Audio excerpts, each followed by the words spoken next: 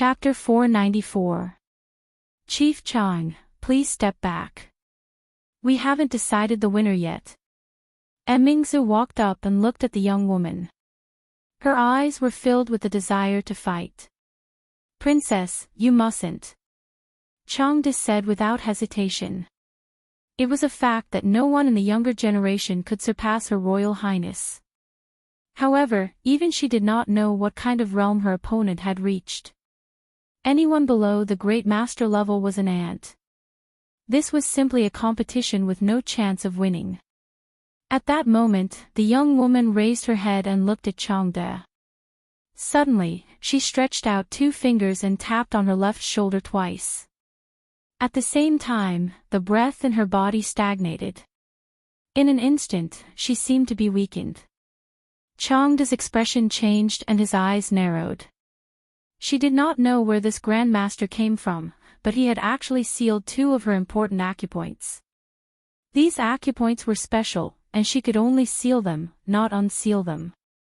She would need at least an hour to regain her Grandmaster's strength. He didn't expect her to do this. Could it be that she didn't have any ulterior motives? The woman threw the sword in her hand aside and said, "Since it's a duel, there's no need to use weapons." Changde thought for a moment. After a while, he stepped aside and didn't say anything else. Within an hour, this woman would no longer be able to exert the strength of a Grandmaster. Her strength was similar to that of the princess. Although her true strength couldn't be measured by common sense, the princess was no ordinary person. This was an opportunity for the princess. More importantly, under the watchful eyes of the public, the officials of the court, the dignitaries of the capital, and the envoys of other countries, the Jing kingdom had no place to retreat. The woman looked at Mingzu with a hint of admiration in her eyes. She gestured with her hand. Mingzu's expression was solemn. The scene just now was still fresh in her mind. If it was her, she wouldn't have been able to break her move. However, her opponent was able to do it so easily. If she hadn't used the secret books in the palace to trade with the second daughter of the Liu family, she would have lost long ago. Why aren't they using their swords? Li Yi looked at the 2 people who were fighting again and asked Rui in confusion, who has the upper hand now? Li Xian and the crown prince's consort also looked at Rui. Without her explanation, they realized that they couldn't understand what was happening on the stage. It's hard to say. Rui looked at the 2 people on the field and said, their strengths are about the same. Although the princess is not as experienced as her opponent, she is always able to resolve her flaws at the critical moment. However, that woman has almost no flaws. It will be very difficult for her to win. Rui watched as Mingzu drew another arc in the air, dispelling the woman's attack. However, her moves were obviously not as smooth as before. Rui finally understood who taught her Tai Chi. A trace of a smile appeared on her face. At this moment, the mysterious origin of those rare martial arts books in the house also had an explanation.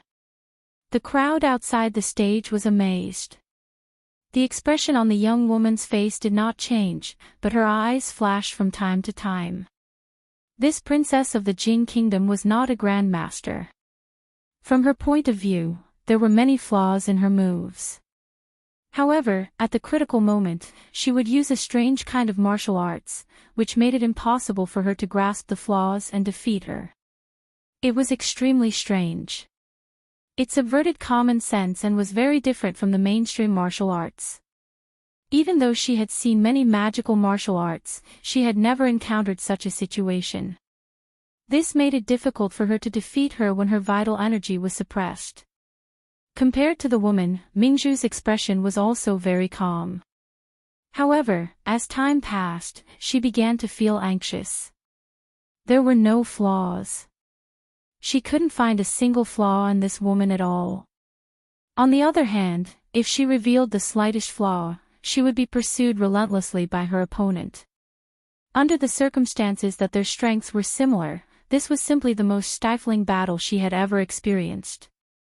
Although Lu Rui was also very strong, they had fought back and forth, so they had a 50-50 chance of winning or losing. However, the woman opposite her gave her the feeling that Steward Chang had given her a handicap and they had exchanged blows. Seeing that the princess was once again forced to retreat by the woman's palm, Chang frowned again. Was this not enough? Mingzu covered her shoulder and only stopped when she retreated to the side of the stage. An abnormal flush appeared on her face, and the next moment, it became a little pale. Are you all right? Li Xian hurriedly walked over and asked. Mingzu shook her head. Just when she was about to walk over again, a slender palm suddenly stretched out from the side and patted her shoulder lightly. She felt a gentle force gushing out of her body, circulating through a certain meridian in her body, and then disappeared. Recalling the feeling that she had just experienced, Mingzu seemed to have understood something. She looked at the smiling woman and nodded slightly. Then, she turned around and strode back. She did not know if it was an illusion, but when the young woman looked at the princess of the Jing kingdom who was walking over again, she felt that something was different about her. Soon, she found out what was different. She pushed out her palm, and the same force returned to her from the opposite side. Although she had this feeling just now, it was extremely weak. Now, it was magnified infinitely, as if she was exchanging blows with another her. Moreover, the flaw she had seen in her opponent's defense seemed to be no longer a flaw. Noticing that her opponent's attack was weakening, Mingzu was delighted. What she had felt just now was indeed a brand new way of circulating vital energy. When Tai Chi was displayed in this way, its power was more than doubled. The princess has won. While Li Yi was watching in a daze, he suddenly heard Rui say something. What? As soon as he asked this, he saw the woman's body fly backward uncontrollably and hit a table behind her, causing several womenfolk to cry out in surprise. The young woman steadied herself and walked over with a calm expression. She looked at Mingzu and asked, "What kind of kung fu is this?" Tai Chi. Mingzu looked at her and said. Not bad, she said, then turned around and walked out of the court. After seeing the old man beside Emperor Jing and the experts in the palace, she clearly realized that she had no chance in the palace. She had never cared about winning or losing this battle. However, she did not expect that she could not defeat the princess of the Jing kingdom, even after suppressing her strength below that of a supreme master. The palace was indeed extraordinary. This made her realize more things. Seeing that the woman had retreated out of the court, one of the ambassadors from the Qi kingdom immediately stood up and asked, "What's going on?" The woman looked at the leader of the ambassadors. The blue-robed ambassador immediately said, "We have lost this round." How could it be so easy? Before the ambassador who had spoken first had time to refute, the blue-robed ambassador waved his hand and said, "That's enough. What's the point of continuing?" He looked at the young man beside him. Before he could speak, the young man shook his head and said, "No, I'm no match for her. It's useless. We will lose the third round sooner or later. It's better for you to admit defeat, you." Apart from the blue-robed ambassador, the other ambassadors from the Qi kingdom all looked furious. Was this the third prince's arrangement? They all looked towards the blue-robed envoy in charge. Could he be lying to them? The blue-robed ambassador's expression changed.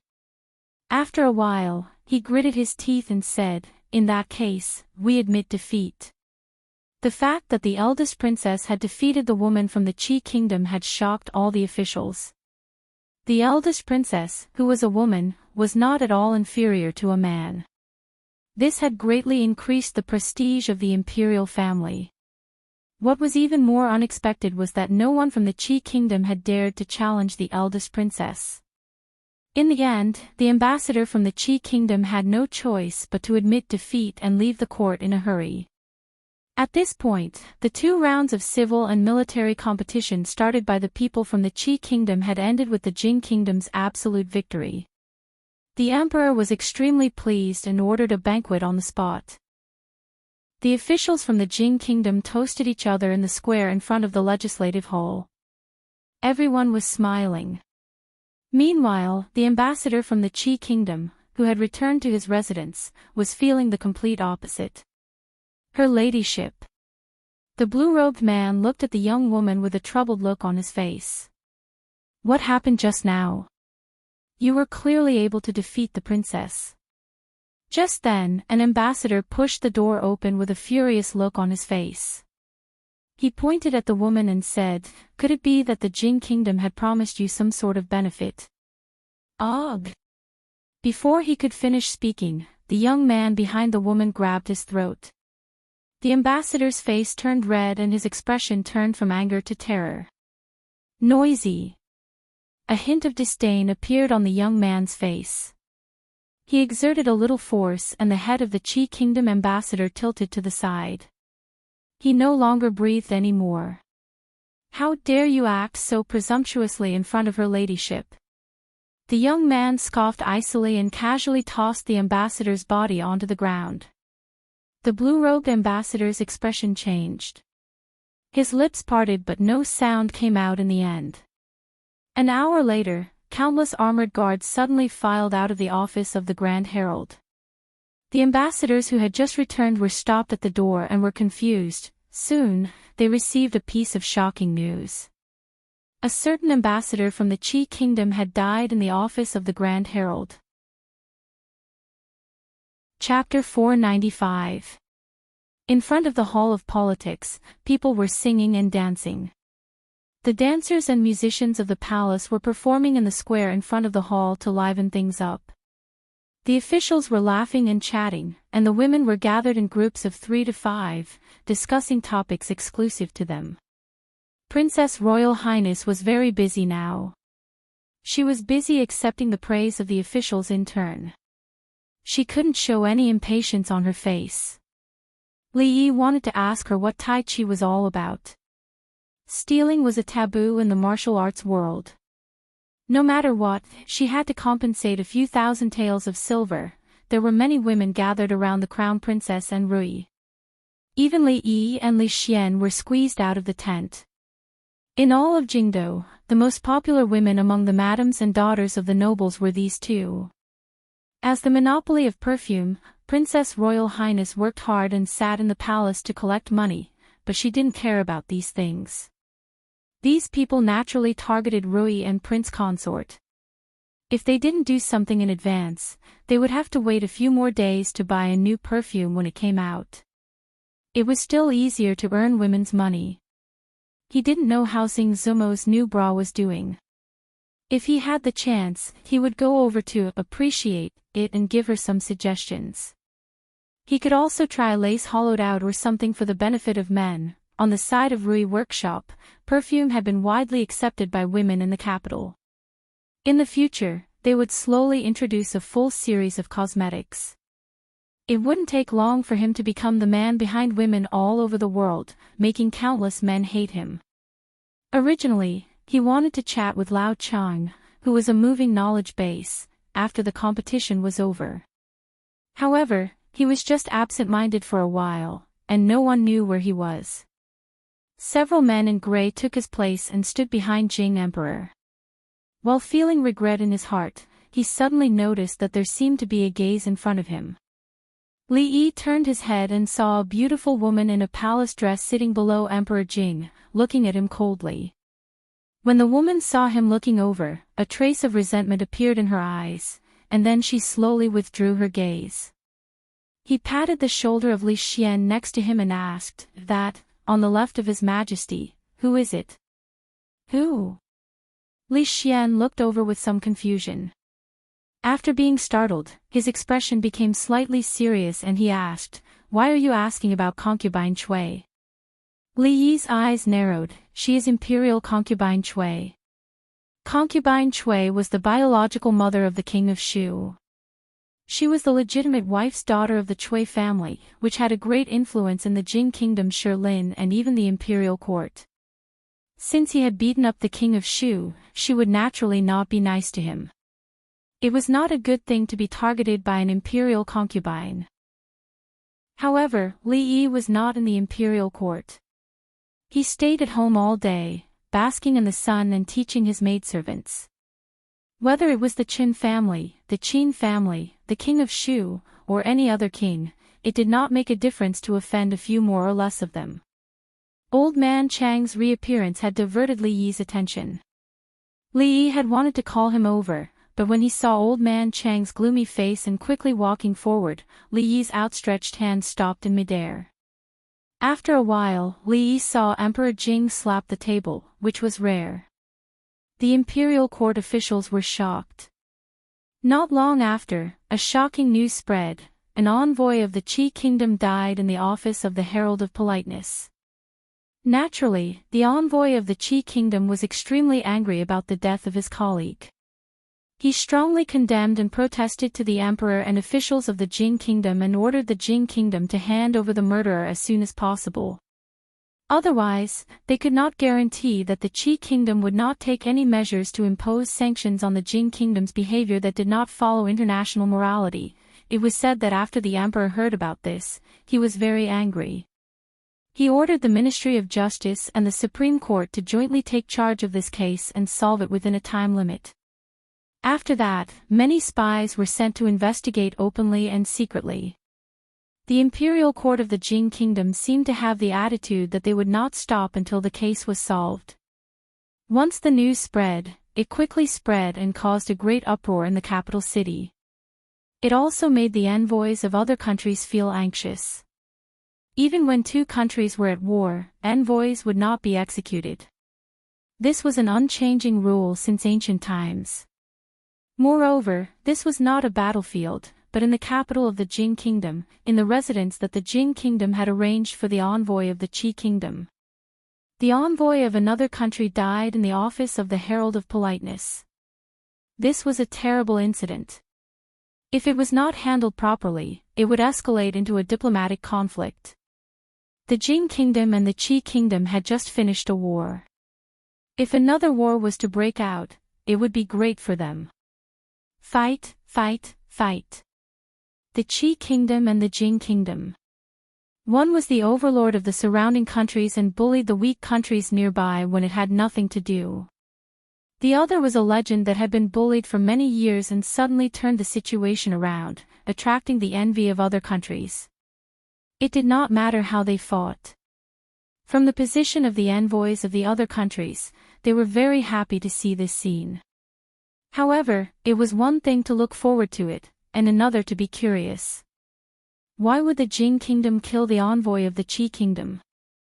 There was no reason for it at all. Nothing. The young man shook his head and said to the people behind him, "Bring all the envoys of the Qi kingdom to the yard and have someone stand guard outside. From now on, no one is allowed to enter or leave. The only clue is the footprints on the window. I've asked someone to check. These footprints don't belong to anyone in the temple." The Minister of Justice was about to walk to the window to point out the footprints when the skinny young man immediately said, "Please wait, my lord." Hearing this, the Minister of Justice stopped in his tracks. He watched as the skinny young man took off his shoes and carefully walked to the window. He looked at the window and the footprints outside, then opened the back door and walked out. He walked around the back porch, his gaze lingering on the garden under the porch. After a while, he walked into the house and pointed to another room adjacent to this one. He asked, "Who lives there?" An official from the office of the Chamberlain of Dependencies thought for a moment and said, "It's another envoy of the Qi kingdom. He's also the person in charge of the Qi kingdom's mission this time." Chapter 496. A murder had occurred in the office of the Chamberlain of Dependencies and it involved the death of an envoy from the Qi kingdom. This was a serious matter and all unrelated personnel, including the envoys of the various countries, were barred from entering the building. Aside from the personnel handling the case, no one was allowed to enter or leave. They could only poke their heads out and peek into the building from afar. They saw the envoys of the Qi kingdom standing in the courtyard. The men from the Supreme Court and the Ministry of Justice stood before them, seemingly questioning them about something. "When did you find the deceased? Who was the one who found him?" A supervisor from the Ministry of Justice asked as he held a record book in his hand. It was me, an hour ago. One of the envoys from the Qi Kingdom looked gloomy. He gritted his teeth and said, after leaving the palace, Lord Han was in a bad mood because he had lost the competition. He shut himself in his room and did not come out even when it was time to eat. When I went to his room to call for him, there was no response for a long time. So I had the men from the office of the Chamberlain of Dependencies break open the door and found that Lord Han had been murdered. After he said this, he could no longer keep his calm. He said fiercely, I don't care who killed Lord Han. 3 days. Within 3 days, the Jin Kingdom must hand over the murderer. Otherwise, we will immediately return to our country. The Qi Kingdom will wash away Lord Han's injustice with blood sooner or later. The Chancellor's expression changed slightly. An envoy from a country had been assassinated in the office of the Chamberlain of Dependencies. This was an extremely serious matter.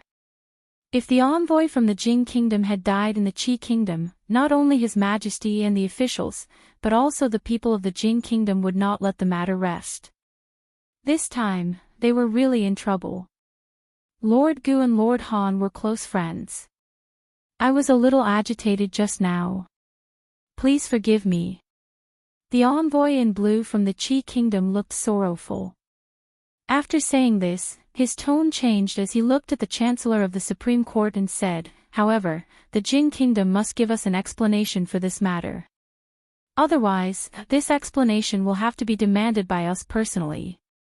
Not even your third prince has the right to say such words. A sinister voice rang out from behind the crowd. Changde strode out from the door and asked, where is the woman who participated in the competition in the palace? The blue-robed envoy's expression changed slightly upon hearing this. The envoy of our Qi Kingdom has died in your Jin Kingdom. Why don't we have the right to speak up? At this moment, Lord Gu took a step forward and asked angrily. I'll ask you one last time.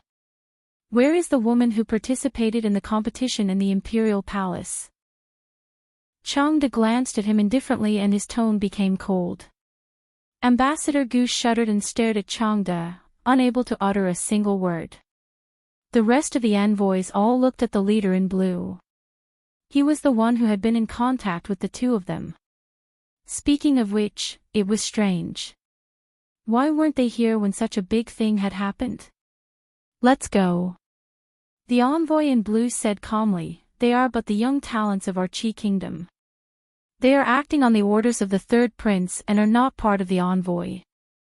Naturally, they could not stay in the office of the Chamberlain of Dependencies for long. They left after returning from the palace. Left? Changde's expression darkened. It was not convenient for him to question the envoy in the palace. When he chased after the envoy, he encountered the death of the envoy of the Qi Kingdom. He had no choice but to return and report this to His Majesty. He did not expect that after a short delay, the unidentified Grandmaster had already left. Greetings, Seneschal Chang. A voice came from the side. Changde turned his head and looked at the skinny young man who had just walked past. He nodded slightly. Even the Chancellor of the Supreme Court had not received such treatment. Did you discover anything? He asked the skinny young man. The young man smiled and said, let me ask them a few questions first. He walked up to the envoys of the Qi Kingdom and asked, where were all of you from the moment you returned to the office of the Chamberlain of Dependencies to the moment you discovered Lord Han's death? After returning here, of course, we all returned to our rooms, one of the envoys immediately replied. Everyone was in their rooms? The young man asked again. Everyone, the envoy replied after some thought. They had lost both the written and military examinations. The third prince's many days of planning had been destroyed in a single day. If they did not return to their rooms to reflect on themselves, were they supposed to celebrate like the emperor and ministers of the Jin Kingdom? The young man looked at the blue-robed envoy in charge and asked, are you sure? The blue-robed envoy felt that the young man's eyes were so sharp that they seemed to be able to see through one's heart. He could not help feeling a little diffident, but he still nodded and said, gritting his teeth, "I'm sure." The young man nodded and waved his hand, saying, "Take all the envoys of the Qi Kingdom away and temporarily detain them in the Supreme Court." The Chancellor of the Supreme Court and the Minister of Justice were stunned. What had happened just now? Why had all the envoys of the Qi Kingdom been detained? Weren't the ones who died from the Qi Kingdom? The officials of the Ministry of Justice and the Supreme Court were puzzled. When the envoy of the Qi Kingdom came to his senses, he was left with nothing but anger. Why? What are you trying to do? Do you really want to completely fall out with the Qi Kingdom? The envoys of the other countries are watching from outside. Do you really think you can shut everyone's mouths? I know. Lord Han's death must have been your doing. Is it finally our turn now? The skinny young man ignored the envoys of the Qi Kingdom and said calmly, "Lord Han did not die in his room. His body was moved in later. The murderer did leave through the window, but the sequence was wrong. He did not come in from outside. After killing Lord Han, he closed the door and left through the window." The young man looked at the crowd and said slowly, "He killed Lord Han somewhere else, then moved Lord Han's body into the room through the window through the back corridor, and then came out from the room. After passing through the back corridor between the two rooms, he would pass through the garden. This is why there is soil under the window and why the footprints in the garden are deeper than the surroundings. If all of you are in your own rooms, then it is obvious that one of you is the murderer who killed Lord Han. I will explain the specific details to all of you when we arrive at the Supreme Court." He waved his hand and said, "Take them all away." When the young man finished speaking, the expression of the envoy in blue finally changed slightly. The young man glanced at him and strode outside. Watching the men of the intelligence office take away all the envoys of the Qi Kingdom, the Chancellor of the Supreme Court looked at the Minister of Justice speechlessly. "Don't look at me, I don't know anything." The Minister of Justice shook his head and said, "It's no wonder His Majesty would promote him so much. I've been handling cases all my life and I've never seen such a genius. This person was born to solve cases." When the envoys waiting outside the office of the Grand Herald saw the investigators from the Jin Kingdom coming out so quickly, they hurriedly made way for them. When they saw all the envoys of the Qi Kingdom being taken away, the expressions on their faces became somewhat indescribable. Was it not enough to kill one? Were they planning to kill all the envoys of the Qi Kingdom in one fell swoop? How were they going to shut everyone's mouths after today? How were they going to face the accusations of other countries? Killing envoys, was the Jin Kingdom not afraid of becoming the target of public criticism? Even the most powerful Qi Kingdom would not dare to do such a thing, would it? Even if they were to kill all the envoys of the Qi Kingdom, there was still them. The Jin Kingdom's actions this time had really left everyone dumbfounded. They had risked universal condemnation. They had to report this matter to their own countries and expose the evil deeds of the Jin Kingdom to the world. If they wanted to deceive the world, they would have to kill everyone who knew about this. But was that even possible? As the envoys were thinking about this, they suddenly felt that something was not quite right. Chapter 497. An envoy of the Qi Kingdom had died. Could it be the work of a patriotic warrior? When Li Yi and Rui walked out of the palace, they were still thinking about this matter. In order to occupy a place on the chivalry ranking list and the chivalry ranking list, those honest people in the martial arts world would do anything. They would do whatever could best embody their chivalry. Helping the elderly to walk and rescuing stray dogs were all child's play. If they wanted to do something, they would do something big. Therefore, the grandson of Prime Minister Qin, the first foppish playboy in the capital city, young Duke Qin, was still lying in bed. Killing an envoy of the state of Qi could be considered as getting rid of a scourge for the country. The wanted posters would definitely be posted all over the world. In terms of fame, it was much more worthwhile than beating up the young Duke Qin. When they walked to the palace gate, they met Changde. Besides him, there was another person who surprised Li Yi. Lu Yizhong pays his respects to you, Your Excellency. Looking at the young man who bowed to him, Li Yi asked in surprise, why are you here? Li Yi actually admired this former subordinate very much. Back when he was in Qing and Prefecture, he had taught him many things about interrogation and investigation, such as record of redress of injustice, judge of the Great Song Dynasty, young Justice Bao, and the strange case of Shi Gong. He had taught him many classic cases. It was a pity that the person this guy admired the most was Detective Conan. Fortunately, people like Song Xiai, Bao Jing, and Di Renjie did not exist in this world. Otherwise, they might join hands to strangle this guy who worshipped foreign things. Of course, the purpose of all this was so that he could be lazy, to cultivate talents for the country. A few days ago, he learned that he had been transferred to the Ministry of Justice and solved several major cases. He was doing very well there. It had only been a few days. How did he get involved with Chang again? Your Excellency, His Majesty summoned me, Lu Yizhong said quickly. I am not Your Excellency now. Li Yi smiled and patted his shoulder, saying, do a good job. His Majesty will not mistreat you. Although Li Yi behaved casually, Lu Yizhong did not relax. He said seriously, Your Excellency's teachings, I will always remember them. All right, go quickly. Don't let His Majesty wait too long.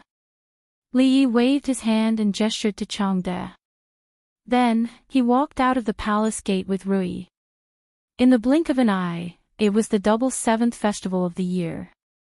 The guards and the residents had been building a high platform in the courtyard since yesterday. Today, he promised Xiao Huan that he would draw a poem on her sky lamp, so he had to go back early. The appointment with the old emperor was set after Chinese Valentine's Day. On the second day after Chinese Valentine's Day, Li Yi would be able to fetch Yong Ning from the palace. Everything in the residence had been prepared. Changde looked at Li Yi's departing figure with a profound gaze. Then, he looked at Lu Yi beside him. A trace of emotion appeared on his aged face. What kind of ability did this ordinary-looking young man in front of him have? Even he would not underestimate him. When he thought of what happened in the Supreme Court, he still found it hard to believe. He didn't use any punishment. He only asked the Qi Kingdom's envoy some irrelevant questions, and he was able to unravel the whole matter bit by bit. If Changde didn't already know about his abilities, he might even suspect that he was the one who killed the Qi Kingdom's envoy. However, such a talent that even His Majesty valued greatly was so respectful towards Li Yi. This was definitely not just because the two of them were once superior and subordinate. Changde was no longer surprised by the miracle that happened to Li Yi. When he brought Lu Yizhong to the Hall of Diligent Government, he suddenly asked, was Lord Han really killed by that envoy? Although the envoy in charge had just confessed to his crimes, Changde did not think that the personal enmity between the two was enough to make him kill someone out of anger. Lu Yizhong shook his head and said, no. He only admitted it because the real murderer was more important to him than his own life. In other words, it was terrifying. Didn't you often say that there is only one truth? Changde looked at him and asked. That is not what I said. Lu Yizhong shook his head and said, Lord Han once said this. Of course, this is true. However, sometimes, what we want is not the truth, is it not? You are very good. After a while, Changde's face showed a look of admiration and he nodded. Talents were hard to come by. People who knew how to adapt to circumstances and reason were even rarer. Changde seemed to understand why His Majesty had entrusted that matter to him. Some scenes appeared in Lu Yizhong's mind and he said, it is all because Lord Li taught me well. 15 minutes. In the Hall of Diligent Government, Emperor Jing looked at the Chancellor and the Minister of Justice and confirmed again. Yes, Your Majesty. He only used 15 minutes, the Chancellor of the Supreme Court said helplessly. At this moment, he felt as if there were 10,000 horses galloping in his heart. Liu Zhang's brain must be different from ordinary people.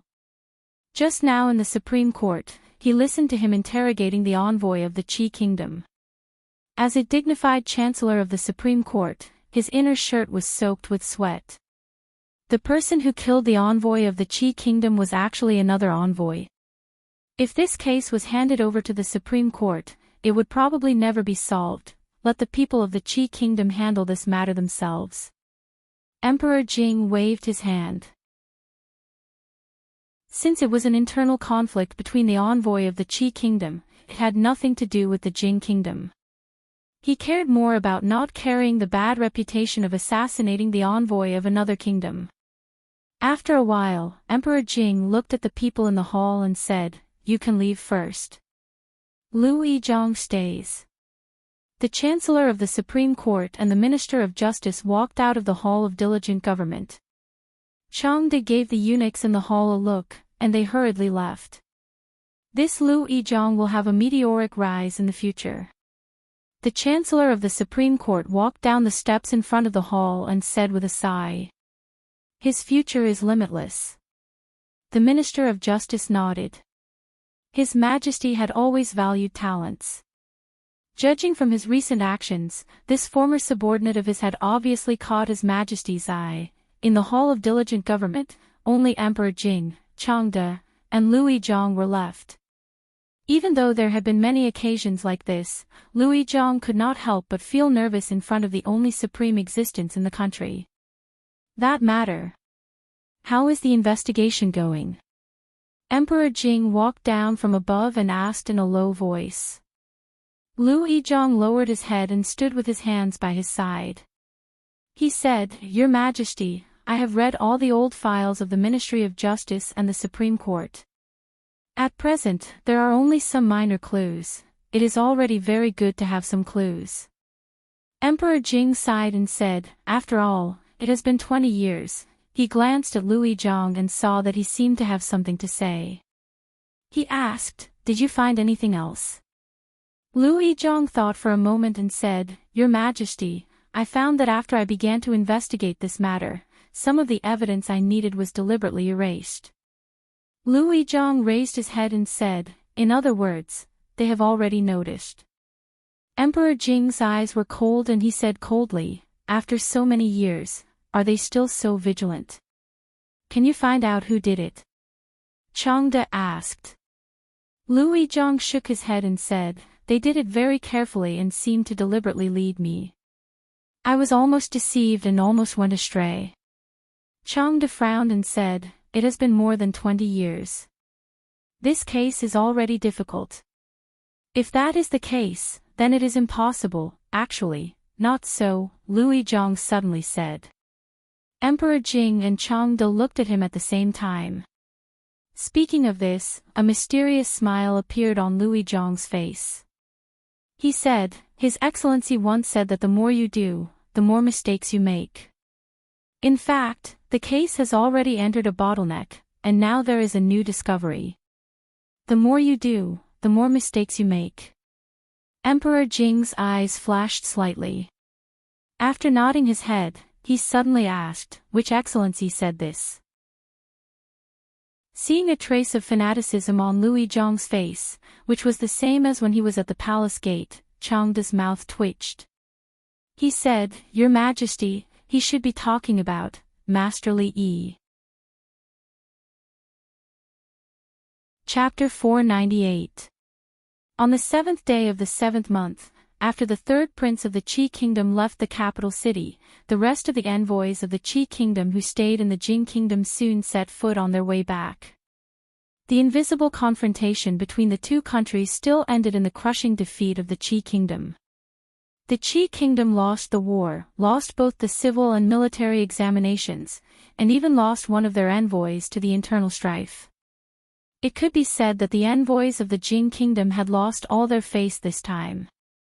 They were too ashamed to stay in the capital city and left the capital city in a hurry the next morning. When their carriages and horses left the city, although the streets in Jingdo were not empty, the crowds of onlookers still blocked the streets in front of the city gates until not even a drop of water could trickle through. For most people in the Jing Kingdom, since they were born, the Jing Kingdom seemed to have been suppressed by the Qi Kingdom in all aspects. As time went by, they had become accustomed to it. However, all this changed in the second year of Jing He. From the beginning of the year until now, there had been many incidents related to the Qi Kingdom. When they thought about it carefully, the people of the Jing Kingdom were surprised to find that the Qi Kingdom did not seem to be so terrible. Whether it was on the battlefield or in other places, the people of the Qi Kingdom would lose and be defeated. It was not as difficult to defeat as they had imagined. Under the dazzling light of the current emperor, the Jing Kingdom seemed to have become unprecedentedly powerful. There was County Earl Li in the literary field, Crown Prince Li Xian in the military field, and Her Highness the eldest princess. Though the three of them were still very young, they had shone brilliantly in this event and entered the eyes of the people of the capital city. The legendary stories of the three were spreading everywhere in the streets and alleys, in the brothels and tiled houses. County Earl Li was overflowing with talent. His Highness the eldest princess commanded the army like a god, and Her Highness the eldest princess was matchless in martial arts. Of course, this did not rule out the intentional guidance of the imperial court. Winning or losing was naturally important.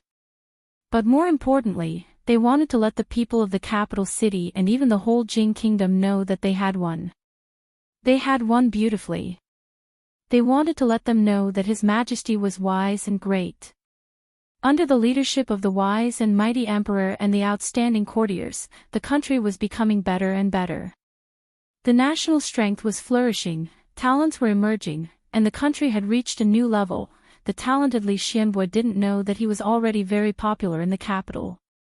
He was standing in the courtyard, watching over 10 eunuchs carrying boxes of things from outside. The little princess wanted to come out of the palace to treat her illness. This was a huge matter. Everything she ate and used had to be regulated. How could she just do as she pleased? Although the little princess would only arrive tomorrow, early this morning, the people in the palace were already busy at the entrance of the count's mansion. All kinds of things were moved in and out, going to and fro the small courtyard he had vacated for Yongning. It was annoying to see. County Uncle Li, this is a gift from Princess Royal. When the two eunuchs brought in another large box, they did not move it to the small courtyard. Instead, they walked in front of Li Yi and said, "Why would Li Mingzhu give a gift for no reason?" Li Yi opened the box and was shocked by the treasures inside. She was unaccountably solicitous, and he was not used to it for a while. Her Royal Highness had suddenly become so generous. Did Her Royal Highness say anything else? Li Yi looked at the two and asked. No. The two shook their heads. Then move it in first. Li Yi waved his hand. There was no reason not to accept a gift that was delivered to his door. He would ask her what kind of gift it was next time they met. Right, there was also the matter of Tai Chi. He didn't have time to ask her yesterday. There would be no problem with Uncle Li at home. Qi Shi was a festival for women. Mississippi Lu was rarely not busy today. She went to the temple with Rui and Xiao Huan, and there were a series of activities when she came back. It had nothing to do with him. He planned to see how Xing Zumo's bra was doing. Walking out of the gate, he saw a figure wandering under a few willow trees opposite the gate. He walked over and asked, "Why are you here?" Hearing Li Yi's voice, Lu Yi hurriedly stopped and opened his mouth, but he didn't say anything. The expression on his face was a little awkward. "What's wrong?" "Another difficult case." Li Yi looked at him and asked. Lu Yi was no stranger to this state. When he was in Qing and Prefecture, he had this expression every time he encountered a difficult case and came to him. Seeing the embarrassed expression on his face again, Li Yi waved his hand and said, "Don't rush. Investigate the most suspicious people one by one. You can't rush things like investigating a case. If you really can't figure it out, go out for a walk, listen to a play, and relax. Maybe there will be unexpected gains. Speaking of investigating a case, in addition to ability, this kind of thing also depended on luck and inspiration. Those basic things had been taught to him. Now, Li Yi couldn't help him too much with these things. Louis Chang was taken aback for a moment before he asked, "Didn't my lord say that the murderer often hides very deeply? We need to dig deeper clues and not be fooled by appearances. The most suspicious person is often not the murderer, did I say that?" Li Yi looked at him and asked. "Yes." Lu Yi nodded seriously. "Really?" "Really, nonsense." Li Yi glanced at him and said, "In the future, don't go to the brothel to listen to stories and plays. Those are deliberately made up to attract customers. How can there be such melodrama in reality? Investigate the case honestly and trust your intuition. Whoever you think is the most suspicious, then it's most likely the case."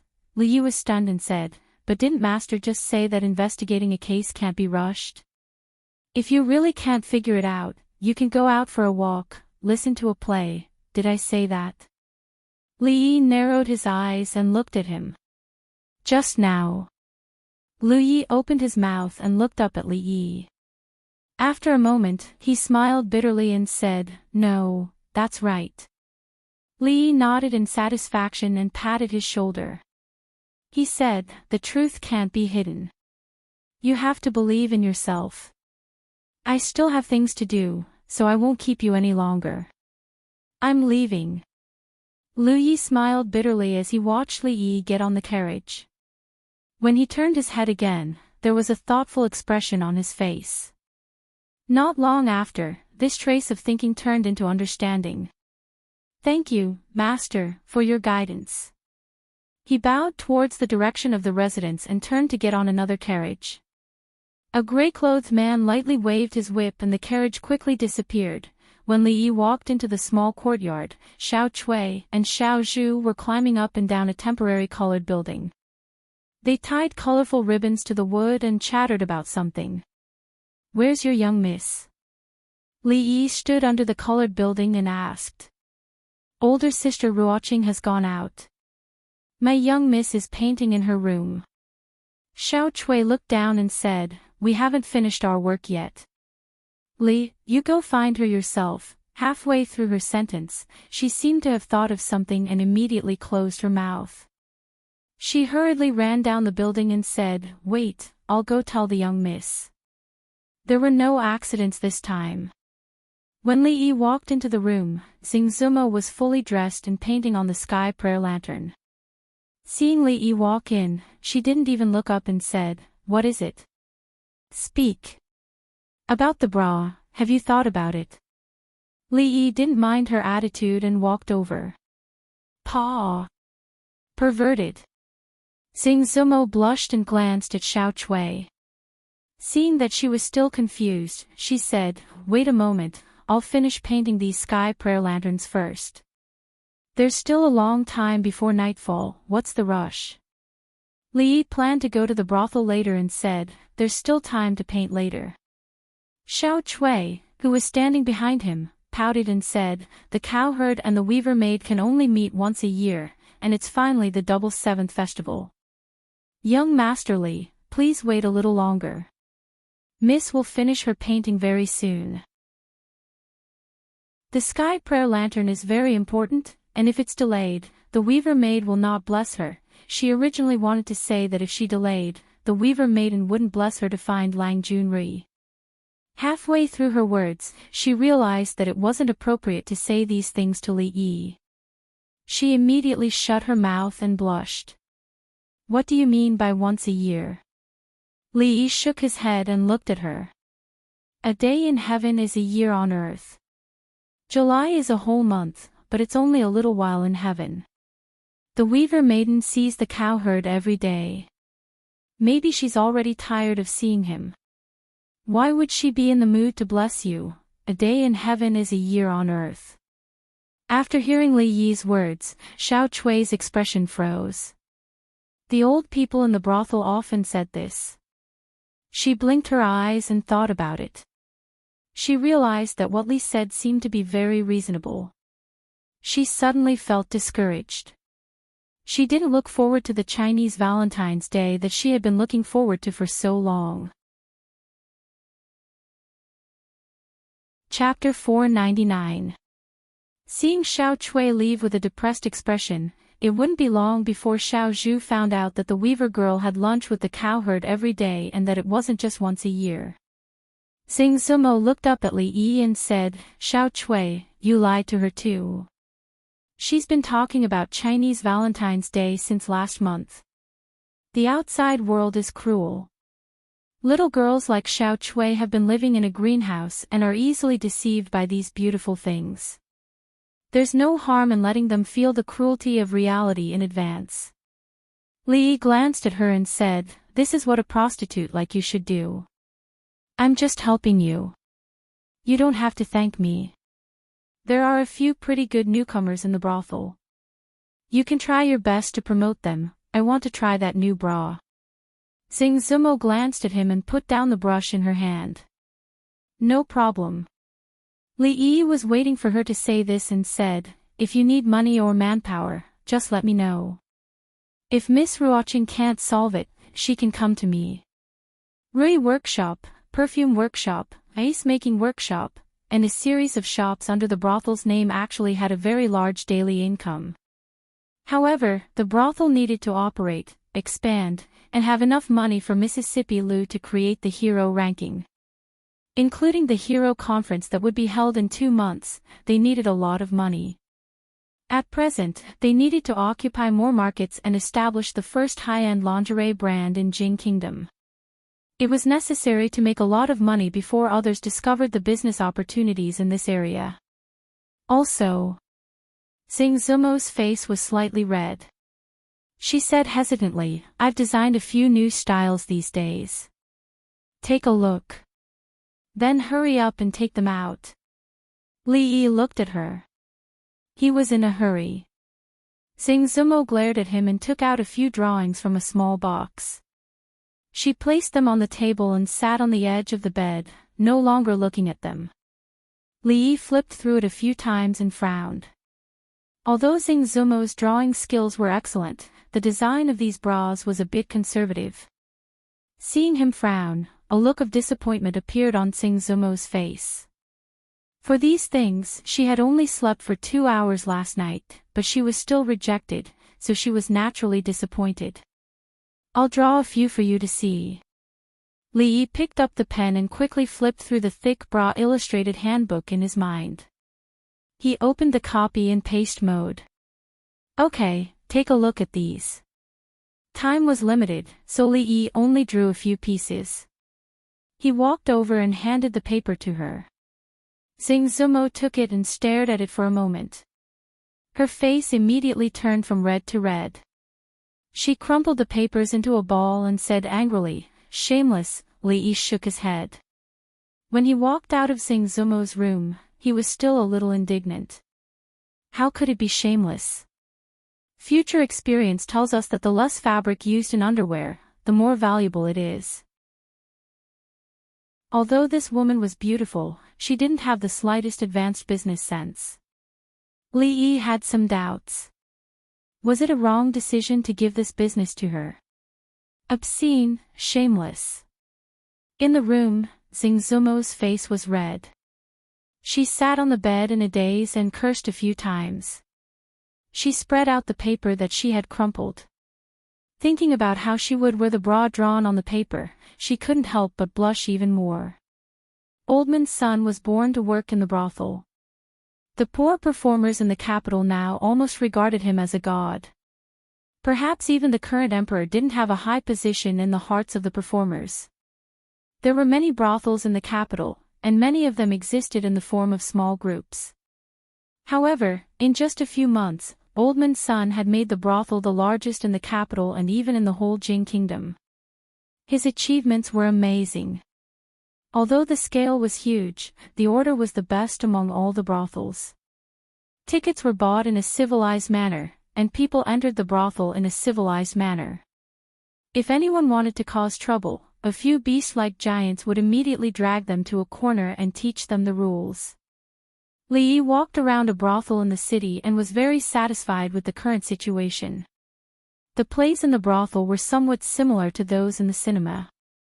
There would be a large-scale update every month, and all kinds of novel stories and scripts emerged one after another.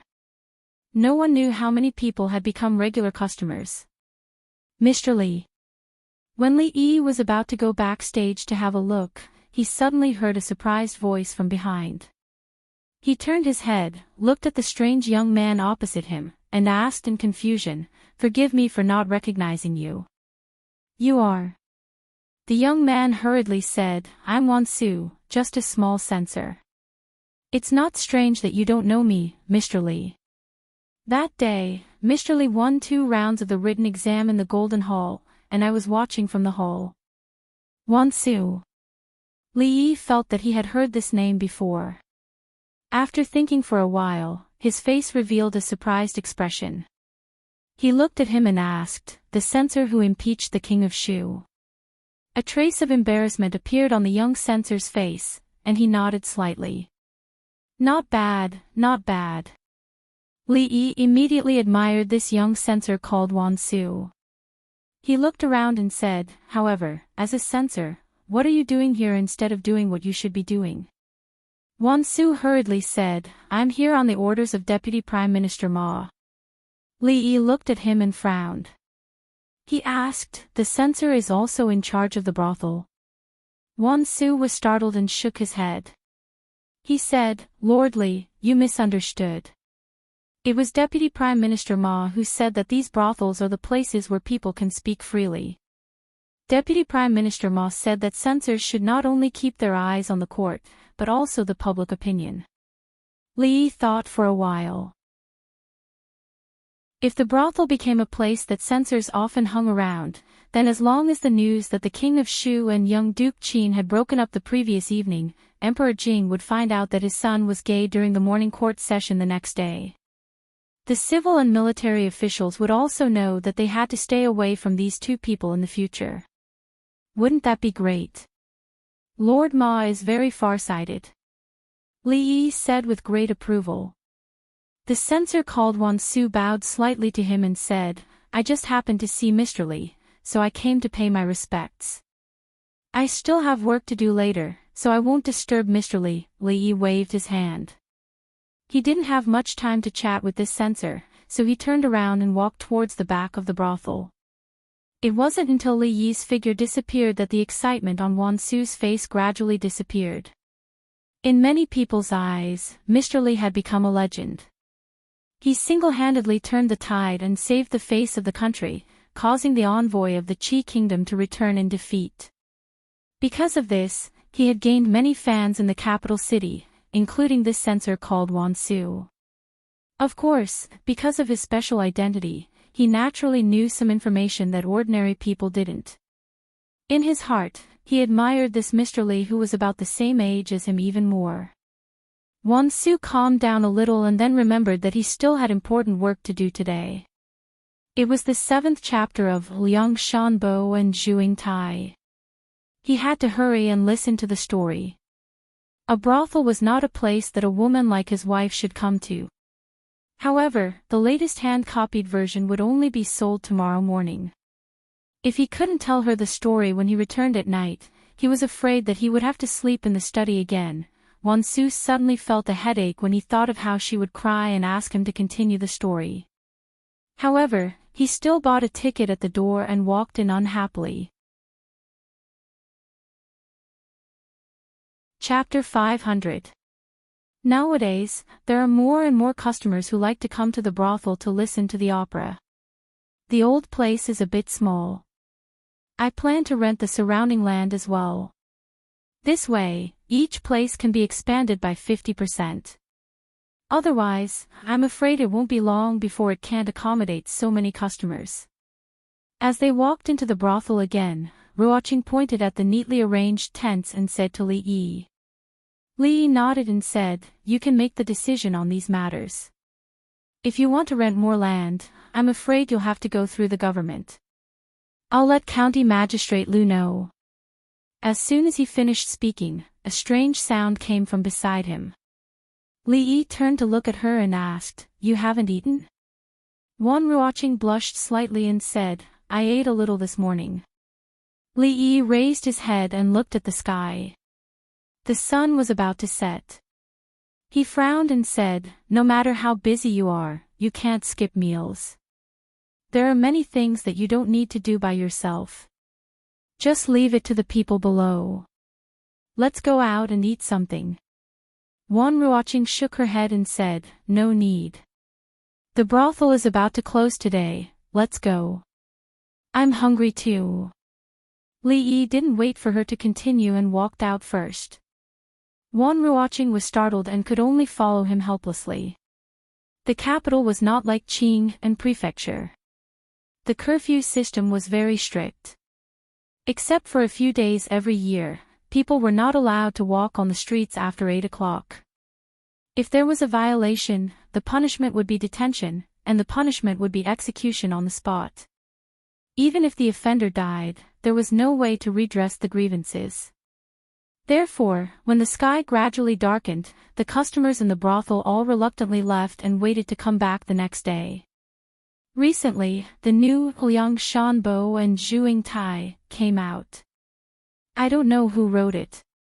I almost cried just now. That's nothing.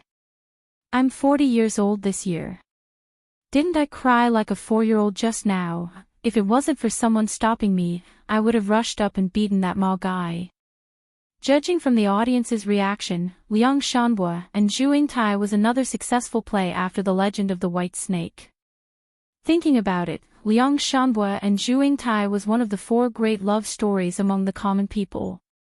It had been passed down for nearly 2,000 years, and it was still talked about enthusiastically by people. His maids hid in a corner and cried. Then he deducted a month's salary. It was only the beginning of the month, but the monthly allowance of the maidservants had already increased by 5 times. If this continued, it would be too wasteful. What's going on? Why has it always been Liang Shanbo, Zhuing Tai, these past few days? Where did the white mistress go? Why hasn't Lady Qin come out? A dissatisfied voice came from behind, and one could hear the strong resentment in the voice. Li Yi turned around and saw a luxuriously dressed middle-aged man walking towards him. A man behind the middle-aged man immediately said, "Fifth Master, I just went to ask. They said that there was no white concubine during this period of time. If you want to see her, you have to book the whole place, but the price is too high." Price? Does Fifth Master care about that little bit of money? The middle-aged man walked past Li Yi and Wan Ruoqing and said, "You go and arrange it tomorrow. In short, I want to see the white mistress tomorrow, Fifth Master, don't worry. Leave it to me." The man hurriedly followed. When he passed by Li Yi, he paused, slightly tilted his head, and nodded. Then he strode forward again. "What's wrong?" Seeing Li Yi standing there, Wan Ruoqing asked in confusion. Li Yi looked away from the man and said with a smile, "Nothing. It seems that the legend of the white snake is quite popular. These days, there will be 2 more shows every day. After all, everyone has their own preferences. Some customers like those strange things." Wan Ruoqing nodded her head. To her, it was just a simple sentence. The places where the brothels were located were not in the prosperous areas of the capital. There were not many places to eat around. In addition, it was almost evening, and many shops were closed.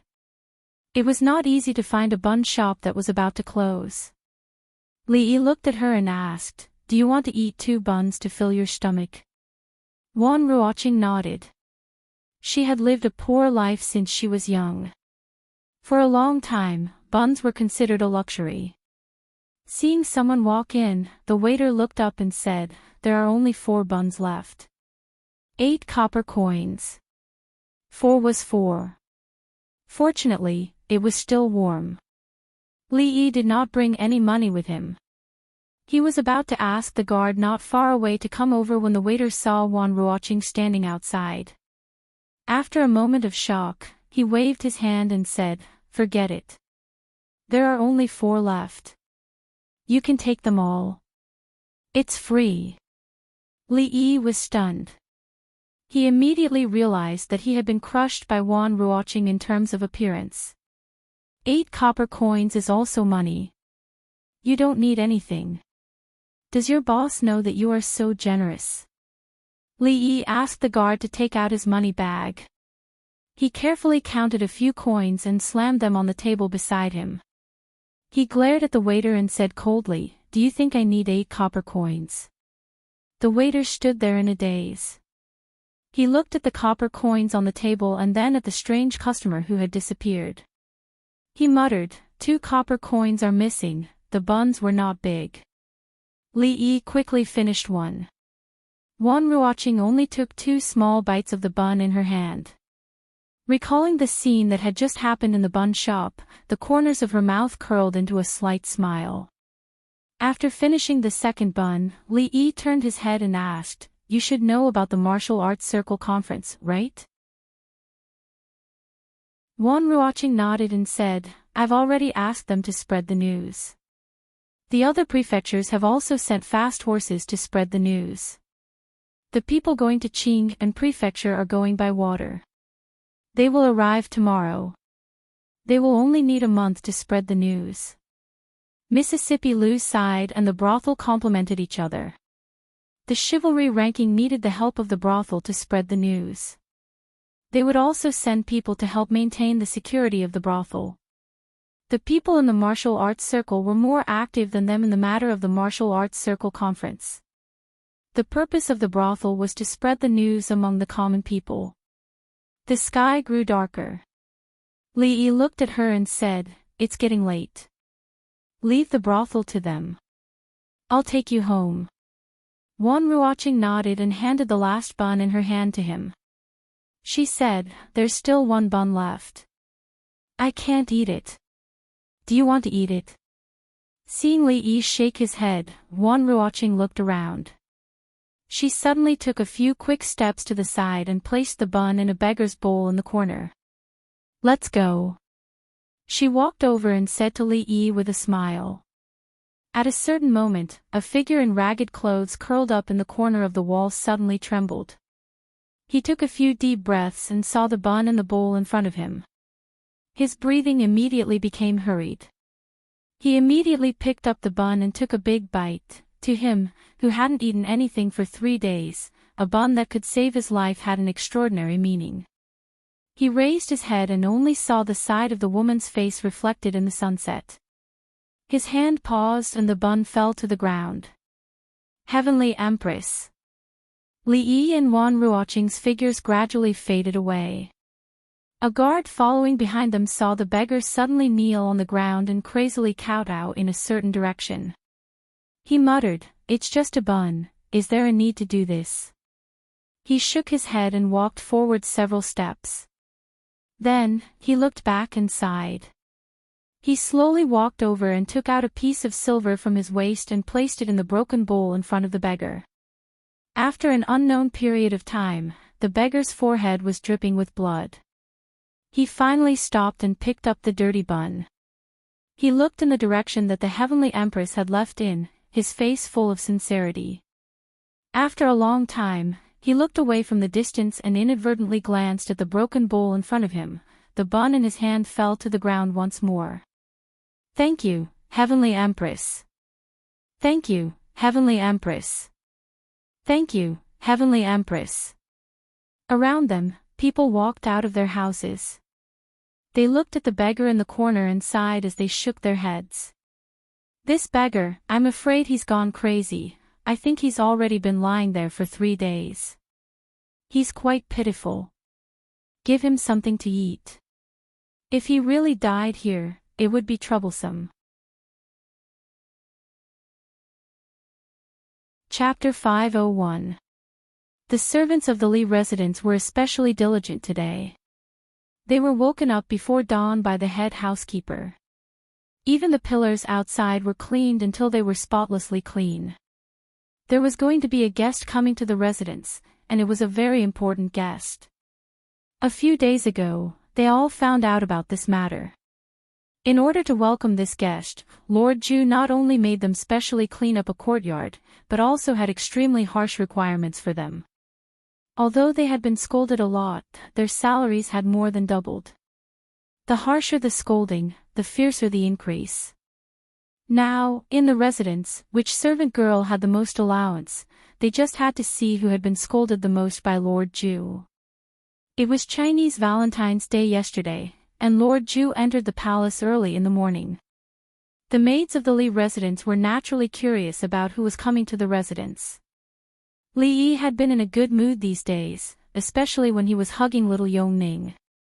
He felt a sense of intimacy that came from his soul. It was something that no one in this world could give him. Today was the day he had arranged to meet the old emperor. He could have waited at home for Yongning to be sent over, but when he saw old man Chang's old face at the door, he knew that he would have to enter the palace again. The morning court session at the Hall of Political Affairs had not ended yet, so Changde took him directly to the Hall of Diligent Government. As soon as he stepped into the hall, he discovered that he wasn't the only one inside. Li Xian was there as well. There were also a few people who looked somewhat familiar. Upon closer inspection, he discovered that they were the Chancellor of the Directorate of Studies and several mathematics professors. County Uncle Li Xian did not greet him first, but the people from the directorate seemed to be very familiar with him, and they all smiled and cupped their hands in greeting. "Good morning, everyone." Li Yi casually cupped his hands in greeting and walked towards Li Xian. The Chancellor of the Directorate hurriedly chased after him and said, "I wonder when Lord Li will start his mathematics class again." The mathematics professors of the Directorate can attend and learn the new method of mathematics. The professors nodded. His Majesty had decreed that all students of the Imperial College had to learn the new mathematics. However, the problem was that the professors who were in charge of teaching them did not know much about it. These days, the mathematics professors of the Directorate of Imperial College had been anxious to the point of insanity. They were afraid that the Imperial Court would have something for them to calculate again.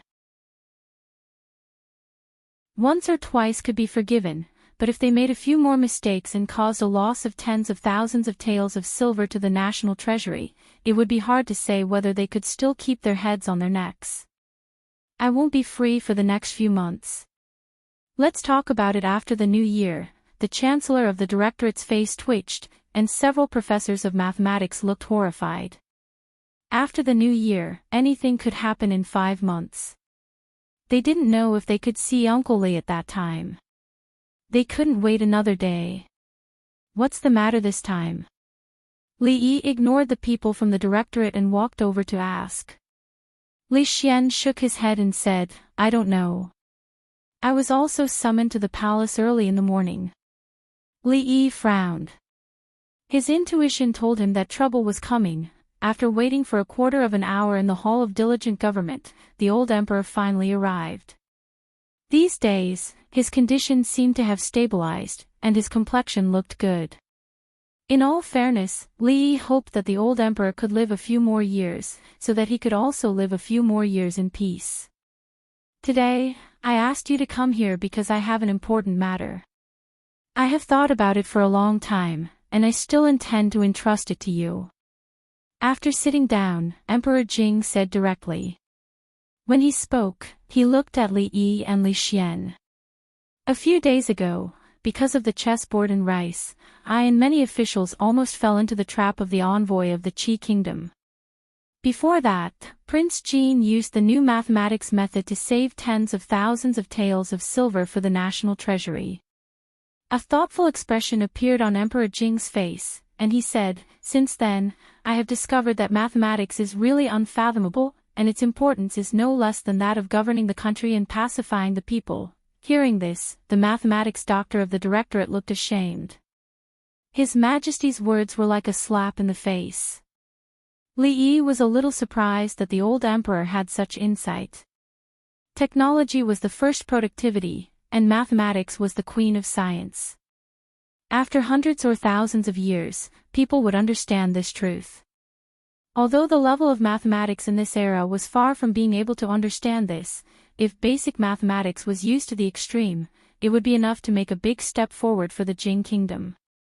Therefore, I intend to set up a mathematics school outside of the directorate, and Li Yi, the county earl of Chang'an, will be the superintendent. In addition to the mathematics doctors and mathematics students of the directorate, another 100 people will be selected from the capital to learn the new mathematics method. The superintendent can make the decisions for the affairs of the mathematics school. Mathematics school. Li Yi was stunned when he heard this. No way. Was it going to be so big this time? In addition to the mathematics school, an Academy of Sciences will be set up independently of the Ministry of Works. Emperor Jing glanced at Li Xian and thought of the things he called science. He said, Superintendent Li Xian, regarding the two academies, I will let the Ministry of Works quickly supervise the construction. Li Xian's face showed a surprised expression. A few days ago, he had gathered all the things that the people had come up with, but he had not received any response. He thought that Uncle Huang had long forgotten about it. At this moment, he was a little surprised. The superintendent of the Academy of Sciences was much more interesting than the supervisor of Jiangxi province. Didn't it mean that in the future, he could work on those things justifiably? Although Emperor Jing's words were very good and very right, the establishment of the mathematics school and the Academy of Sciences was a magnificent feat in the Jing kingdom. If the mathematics school was incorporated into the Academy of Sciences, and the Academy of Agriculture, Army, Medicine, and Life Science were added to the Academy of Sciences, this great emperor would definitely be remembered in history. For an ancient person, it was very rare to be able to do this, but he really didn't want to be a superintendent. Wouldn't it be exhausting for a single person to teach so many students? He had to recruit more teachers. The Imperial College's mathematics professors were not bad. It was just that their rigid way of thinking had not been reversed. It wouldn't be a problem for them to give a few pointers. There was also Prince Jean. Although he was young, it was not a problem. This boy was born to do mathematics, so he couldn't let him go.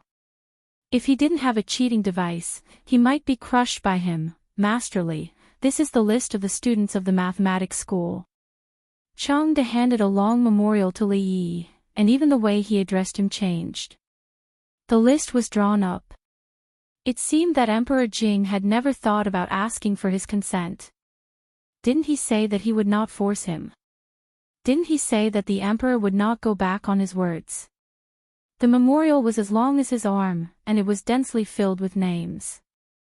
After Li Yi glanced at it, he frowned slightly. Your Majesty, this list. I'm afraid it's not possible. Why not? Emperor Jing looked at him doubtfully. Most of these people were selected from the families of the powerful and officials.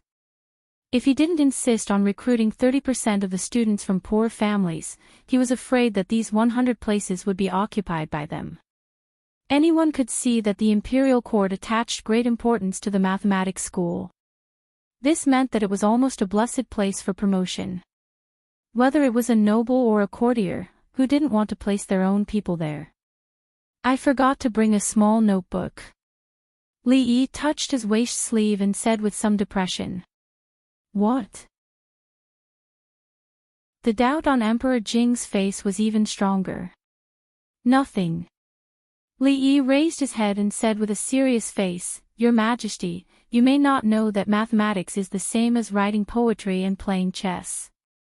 It is also about talent. Talented people can master extremely profound knowledge in a short period of time, just like Prince Jean.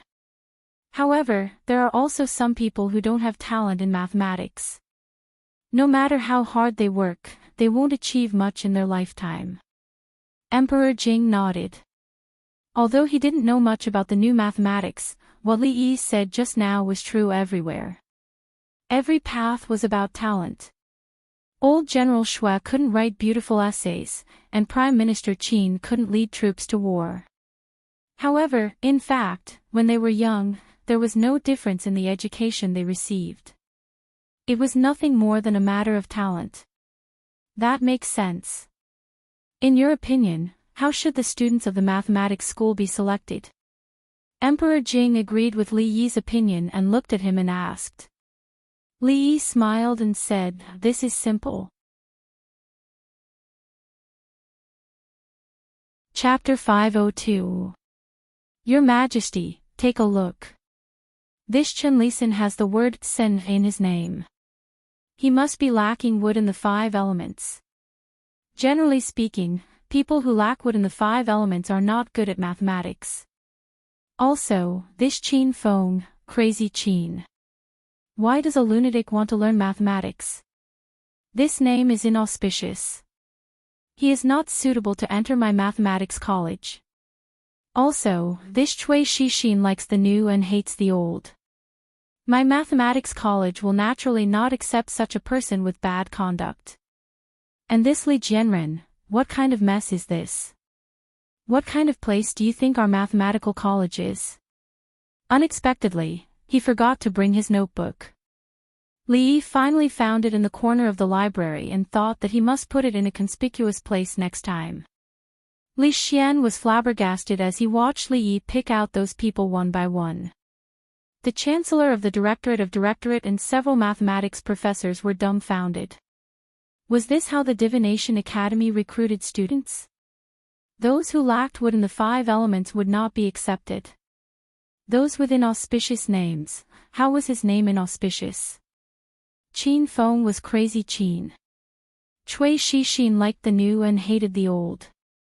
Was Li Jianren equal to bitch Li? His Majesty was here. Could this county uncle Li dare to be more careless? This was clearly revenge, naked revenge. Among the Qin family, Cui family, Qin family, and Assistant Minister Li's family of the Ministry of Works, which one of them was not inextricably linked to the King of Shu? Of course, they had more in common.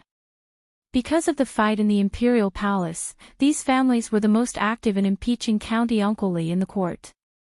At a certain moment, the Chancellor of the Directorate suddenly remembered that he seemed to be involved in this matter. Looking at County Uncle Li, who was still picking out people one by one, he could not help but feel a chill from the bottom of his spine. Emperor Jing's face was full of astonishment. He looked at Li Yi and said, "Be serious. If he really used such an absurd reason to select students, the court would definitely be in an uproar."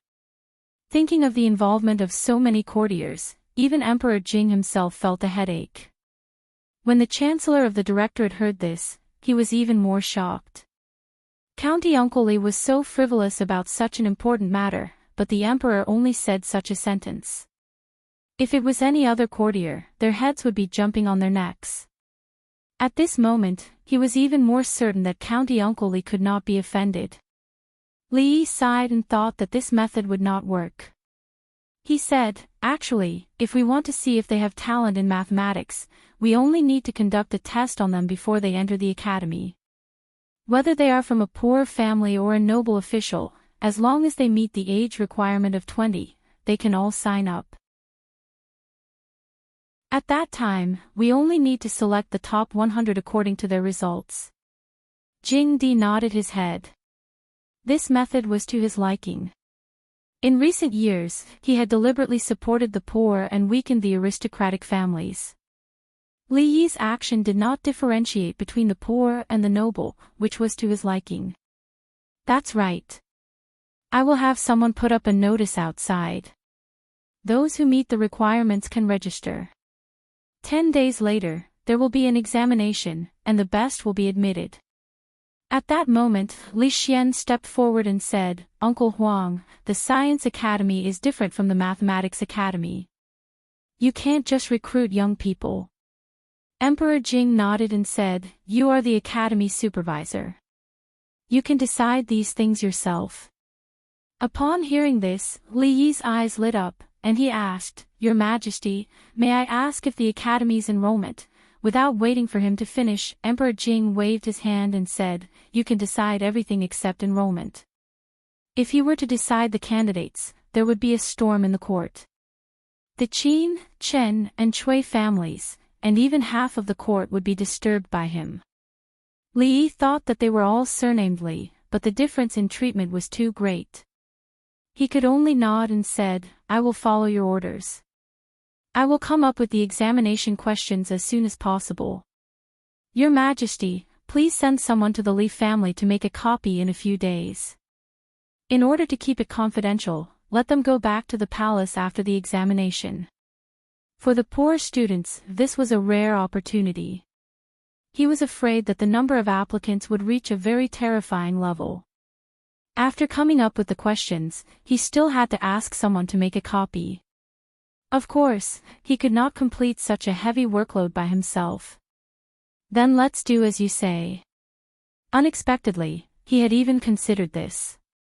Emperor Jing nodded and looked at the people of the Imperial College. He said, "The establishment of the Mathematics Academy has been completed. The Mathematics Department of the Imperial College will be temporarily merged into the Mathematics Academy. You and County Magistrate Li will discuss the specific matters after the merger. I will follow your orders." Several mathematics doctors immediately responded and breathed a long sigh of relief. This was good. In a short time, with County Magistrate Li at the top, there should be nothing wrong with his head. Not long after, several people walked out of the palace one after another. Emperor Jing slowly stood up and said, "He really makes me worry. Things in the court are not as simple as he thinks." When he walked out of the palace, he murmured, "It is not the time yet. The court cannot be in chaos."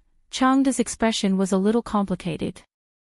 Finally, he could not help but say, "Your Majesty, do you really think he has given up?" Emperor Jing looked back at him. Changda shook his head and said, "Although I don't know what he will do, I am sure that this time, the Qin family, the Chen family, the Cui family, and the King of Shu will not have anyone enter the Mathematics Academy." As for County Magistrate Li, who was about to become their superior, several mathematics doctors naturally tried to flatter him after they left the palace. However, this young superior was not moved at all. They looked at each other and smiled bitterly. They were afraid that their days in the future would not be easy. However, the Imperial College had a deep foundation. As long as they learned the new mathematics well, they could ask the ministers in the court to advise them and return to the Imperial College. The mathematics doctors naturally did not believe that Prince Jean, who was only 10 years old, was better than all of them. It was just that they had not been exposed to the new mathematics.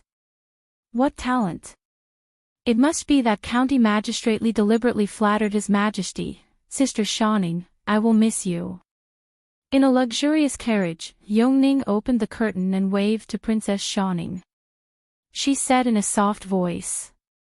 Although they could not see from the carriage, they could guess that the arrogant Lolita's face must be ugly now.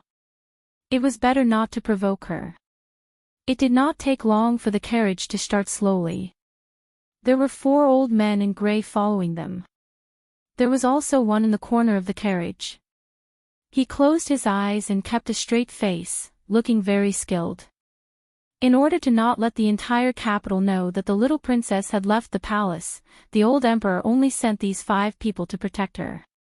Presumably, their martial arts skills were not bad. Of course, the serving maids and the dozens of palace guards were already waiting for her at home. The carriage started slowly. The arrogant Lolita stood there with a face full of dissatisfaction. Li Emingzu touched her head and said, "If you want to leave the palace, we will go find them tomorrow." "Humph, I don't care." Princess Shaning curled her lips and shook her head. She glared at the carriage that had already gone far away and walked forward angrily. After a while, she walked back again. She lowered her head and kicked the ground with her feet. She asked, "What time tomorrow?" When their Lord Ju walked in from outside with a 5 or 6-year-old girl in his arms, the servants of the Li family finally knew what kind of guest they had prepared for these days. Other than looking a little cute, there was nothing special about this girl. Why did Lord Ju treat her so well? Could it be, after the servants of the Li family bowed and greeted him, they began to make wild guesses? Li Yi had already walked into the inner courtyard with Yong Ning in his arms. Young master, whose family is this girl? She is so beautiful. Fong walked over and asked curiously. An old man in gray followed behind Li Yi and was about to step in when Fong suddenly reached out and said, "You can't go in here." The old man frowned but did not say anything. He reached out and pressed his hand on the shoulder of the man blocking the way. He found that the man did not move at all. Do you still want to fight?"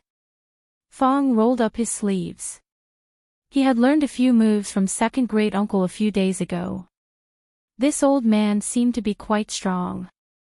It was a good time to spar with him. A strange look flashed in the old man's eyes. He pushed forward lightly. Fong staggered back a few steps and fell on his butt.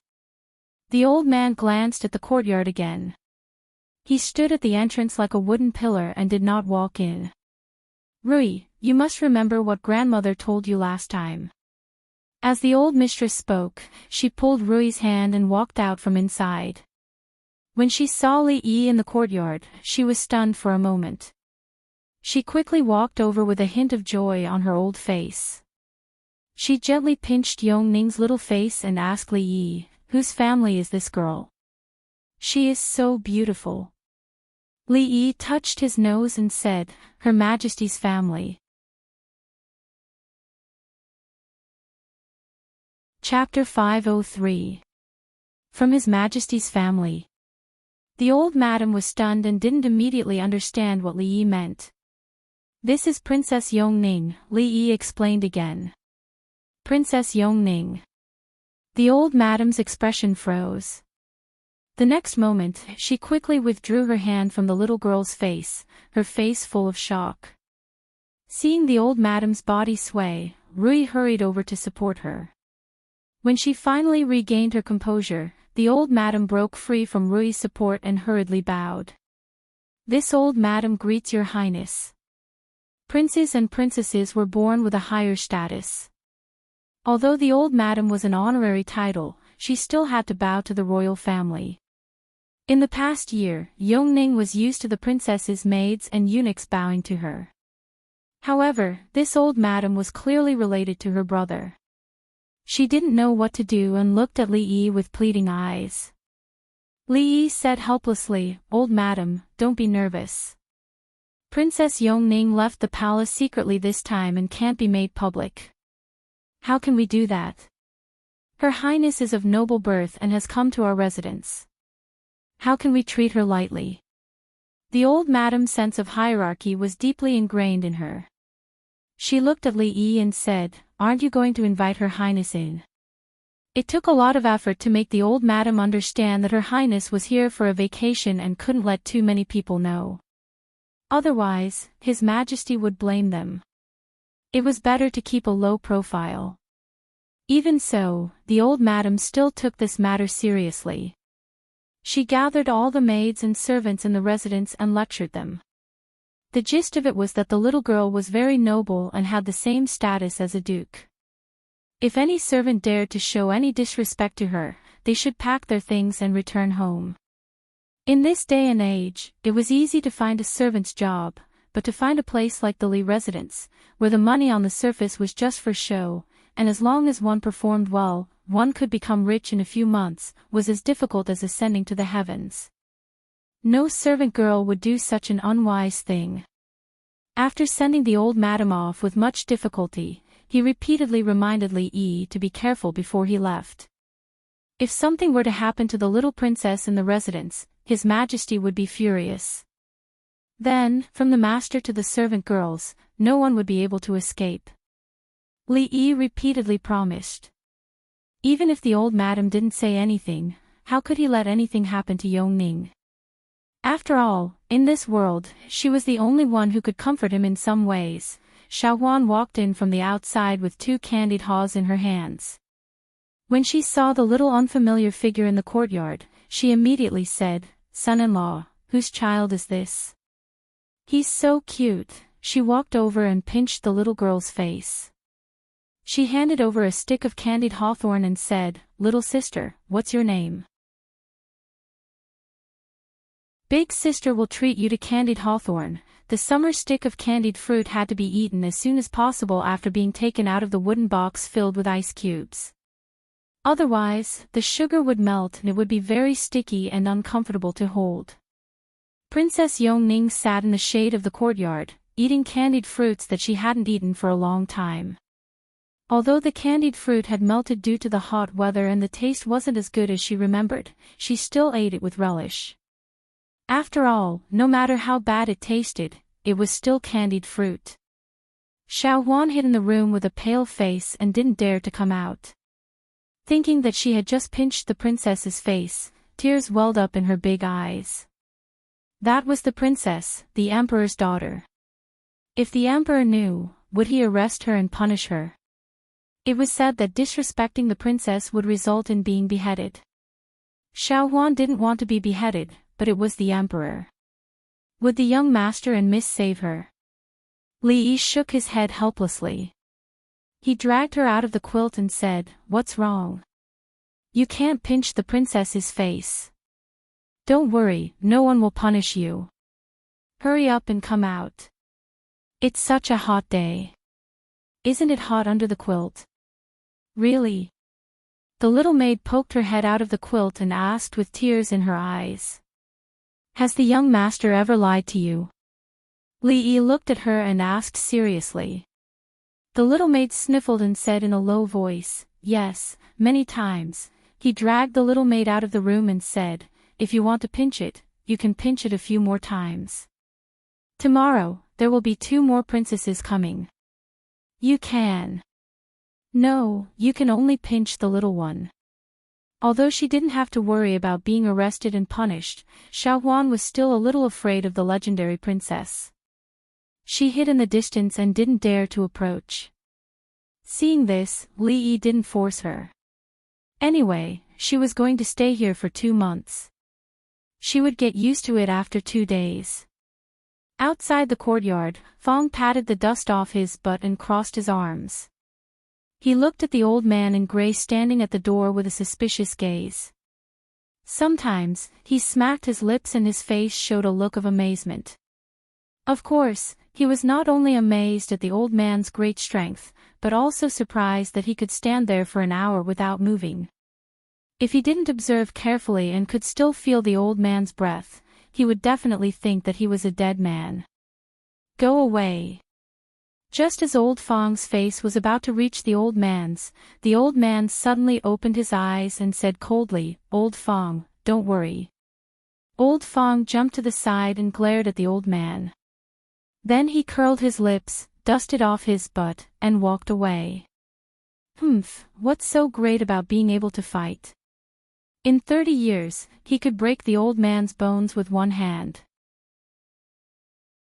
If the old man was still alive in 30 years, then 40 years, 50 years, I can't outlast second granduncle, but I can't outlast you. The old man indifferently glanced at the man who possessed a monstrous strength and shook his head. He turned his head to look at the courtyard beside him and heard the clear laughter of the little princess coming from inside. He turned his head and once again closed his eyes. The order they received was to deal with some emergencies.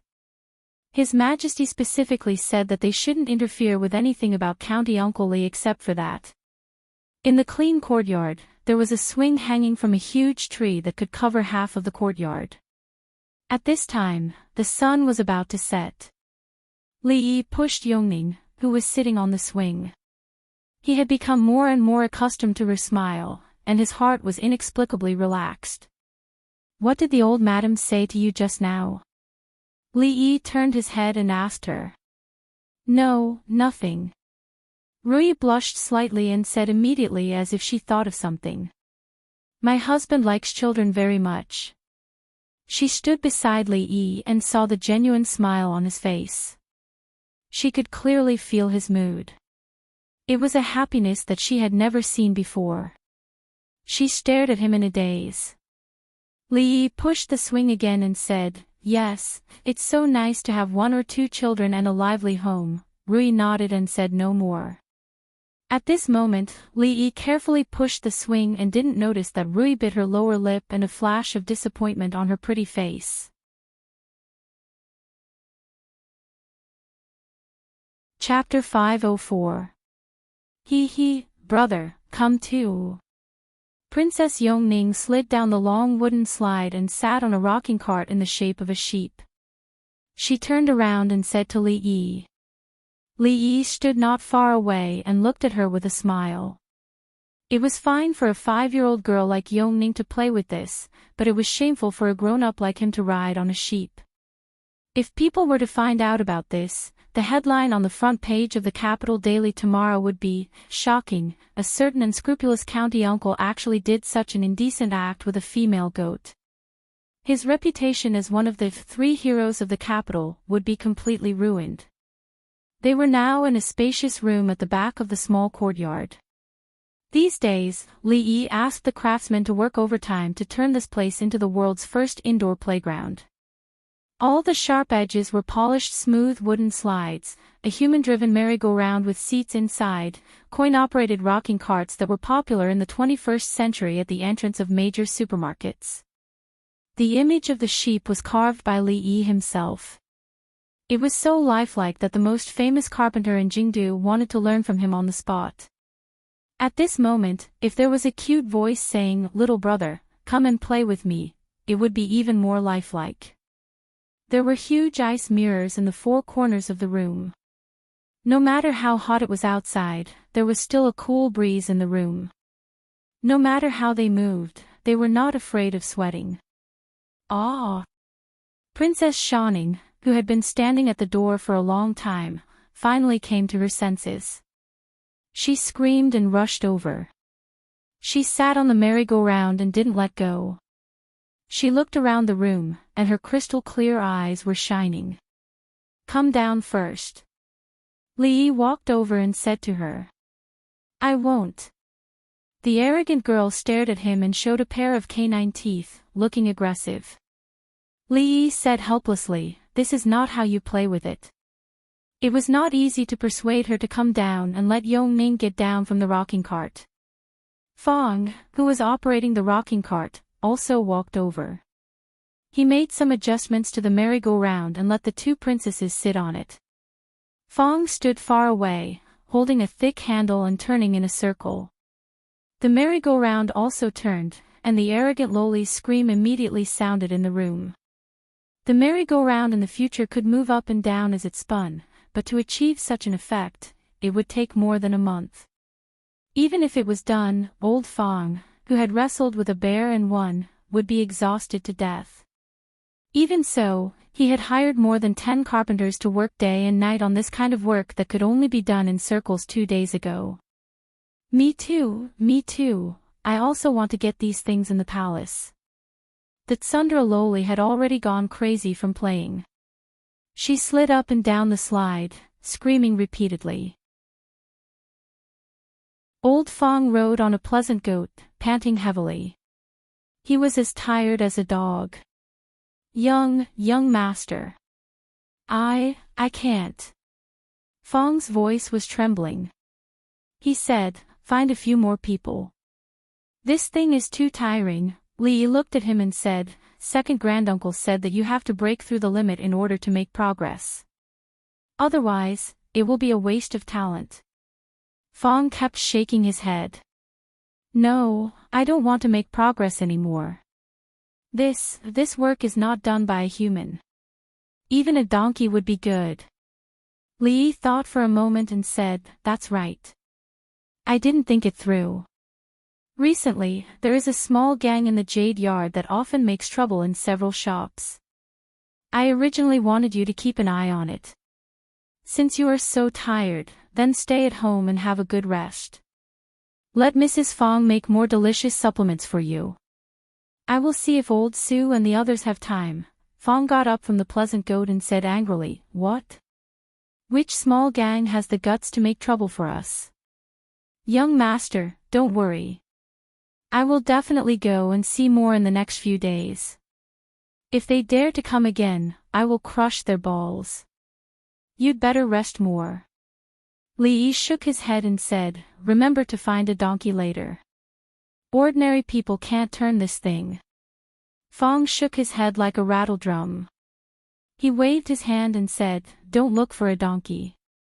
I am here. That animal needs to eat, drink, and poop. It is dirty and troublesome. Besides, it is not good to scare children. Fong's face was full of righteousness.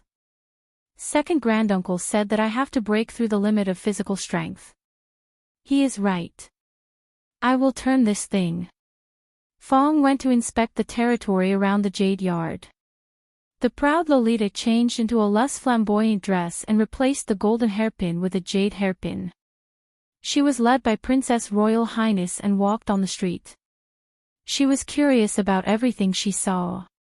She bought a lot of things along the way. Several guards followed behind her were so full of things that they could hardly see the road. But today, the role of these guards was just to carry the bags. Several ordinary old men were scattered around and closely observed everything around. The imperial notice was posted yesterday. As of this morning, there are already nearly 1,000 people who have signed up. Mingzu turned to look at Li Yi and said, this is only the first day. In 10 days, the number of people who have signed up will be very terrifying. Li Yi was not surprised. The emperor valued mathematics so much that everyone in the court did not know about it. Naturally, it could not be hidden from the other students in the capital. This was a broad road to promotion.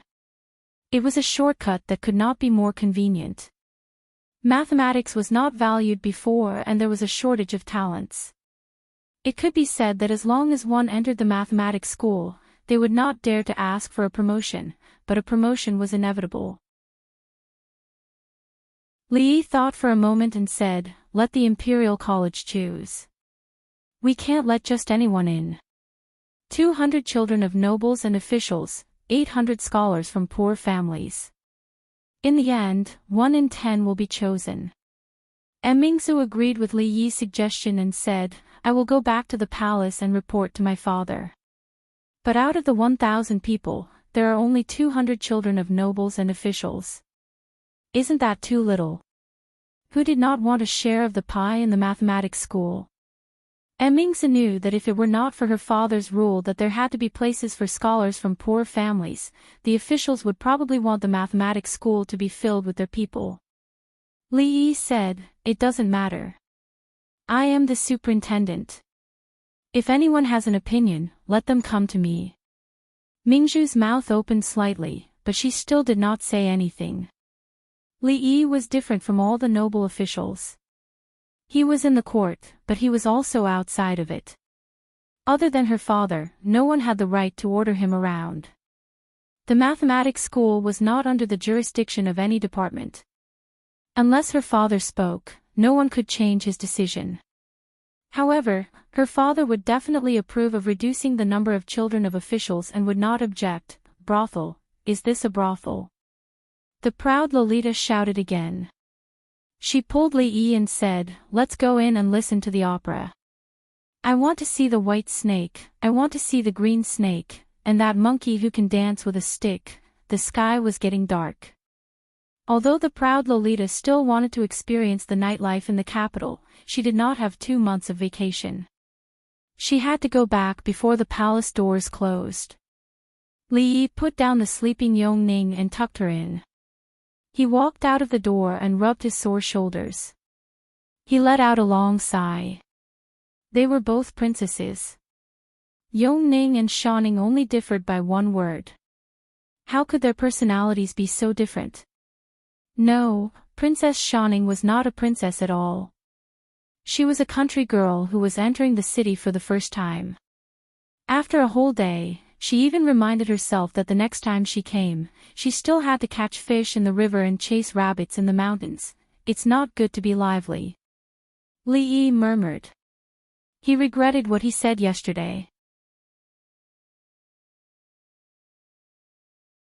Chapter 505. Contrary to Li Yi's expectations, Xiaohuan only used 7 days to completely become one with the two princesses.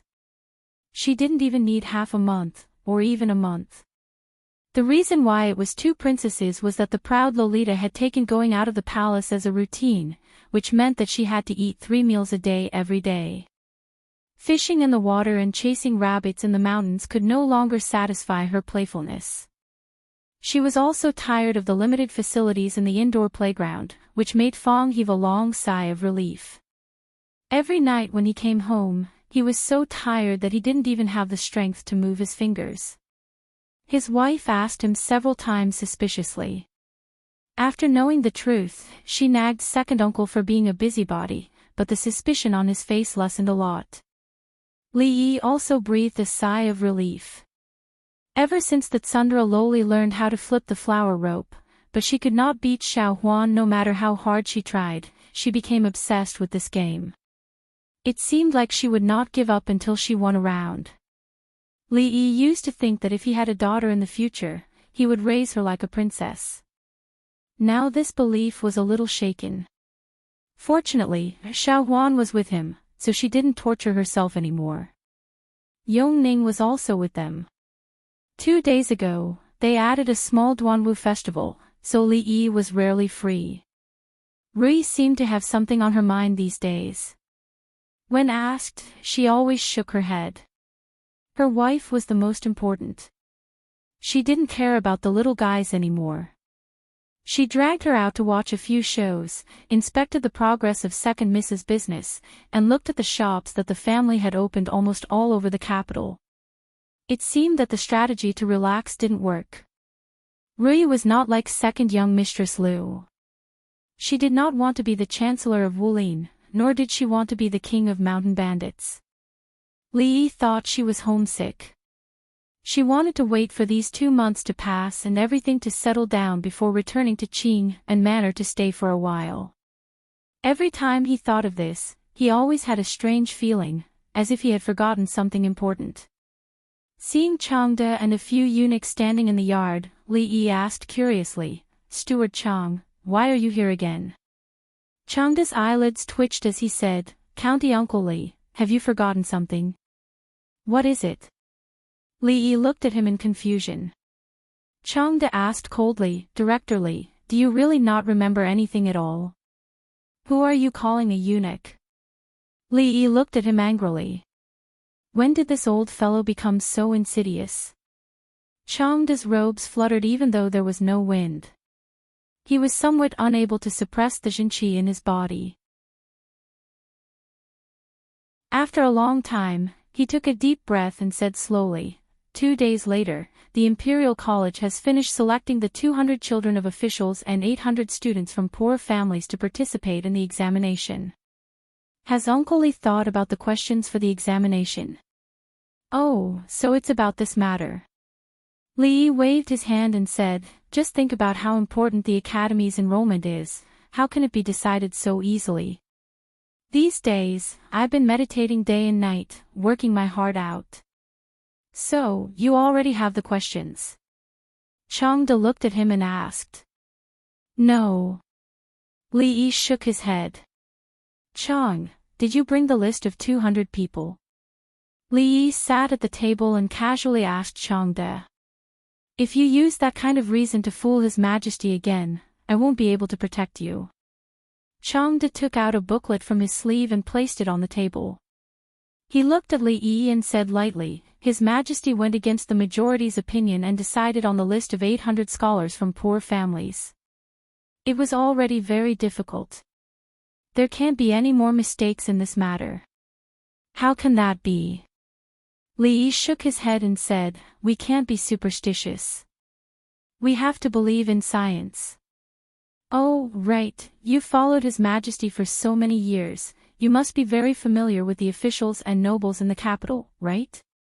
Come, Chief Chang, can I trouble you to introduce them to me? Which family do these people belong to?"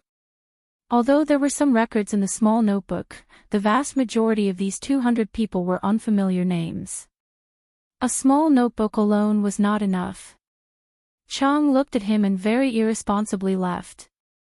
Li Yi did not get the results he wanted, but it was not important. He looked at the eunuchs who stayed behind to copy the papers and waved to them. "You guys, come over." Although these eunuchs were all in the palace, they were not unfamiliar with the matters of the court. They were even more familiar with the names in the booklet. After more than an hour, the booklet that Chang brought over was densely marked by Li Yi. In fact, Chang did not have to worry about the questions at all. Li Yi was lacking in everything but questions. The 6th grade mathematics workbook. Is this level too difficult for them? Forget it, I'll just choose the 3rd grade's workbook. 15 minutes later, yes, done. Which shelf was the advanced mathematics workbook I saw last time? Isn't it too easy to ask for the limit? Forget it, I don't want the triple points. Just 1 double point is not too much, right? There was no shortage of news in the capital. Even the competition between the two countries that had attracted everyone's attention had died down in a few days. Almost no one mentioned it. Other than the gossip about a certain assistant minister and a certain brothel girl, the hottest topic in recent days was the emperor's decision to open a new calculation school outside of the Imperial College, opening the door for students from poor families. As long as one could pass the entrance examination, they would become a real student of the School of Mathematics. Their status would be the same as the students of the Imperial College.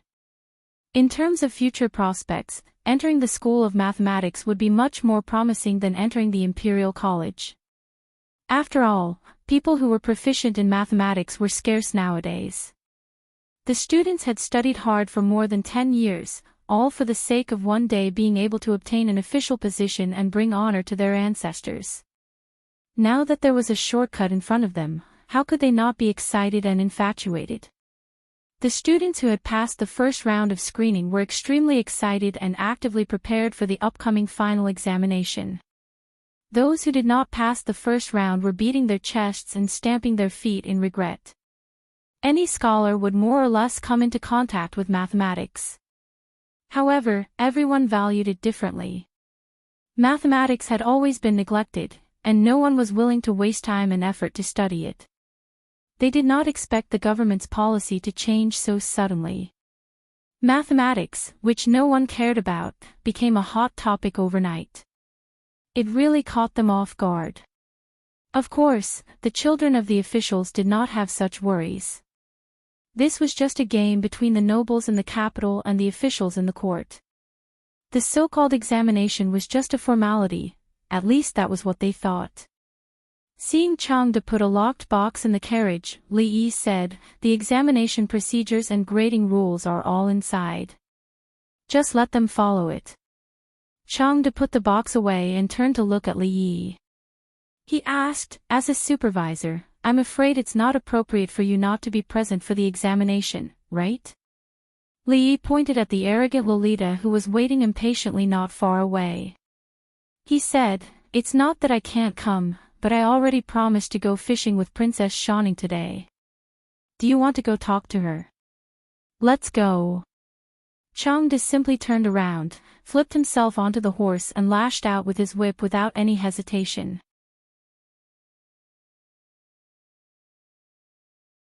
Chapter 506. Who didn't want to reach the top in a single step? There were many students who wanted to enter the mathematics school. Even if the directorate went through layers of screening, there were still a total of 1,000 people who participated in the final examination. With so many people, the examination venue naturally couldn't be the palace.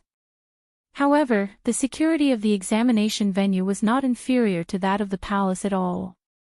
Even a proper imperial examination was not as strict as this. There were 1,000 candidates, and there were 10 different sets of questions. There were 100 people in each examination venue, and each candidate would be given a different set of questions. This made the possibility of cheating extremely low. Chang had once questioned the fairness of this method to Li Yi, and the answer he received was that luck was also a form of strength. Among the 10 sets of questions, there were indeed some that were extremely difficult, but in general, the difficulty level was quite high. Changde didn't know what the difficulty level was, but he understood what Li Yi meant. If he got a difficult question under such circumstances, it could only mean that he was unlucky. It was better for unlucky people not to enter the imperial court, he just didn't know who the unlucky ones would be. However, this wasn't something he should worry about. What he needed to do was to follow Li Yi's arrangement step by step. There were still 2 hours before the official start of the examination. Many people had already gathered under the high wall outside the examination venue. Many of the examinees pointed at the red paper pasted on the high wall. I was assigned to the 10th examination venue, number 35. Look for me, there are so many names. My eyes are getting dizzy from looking at them. The examination rules were written very clearly.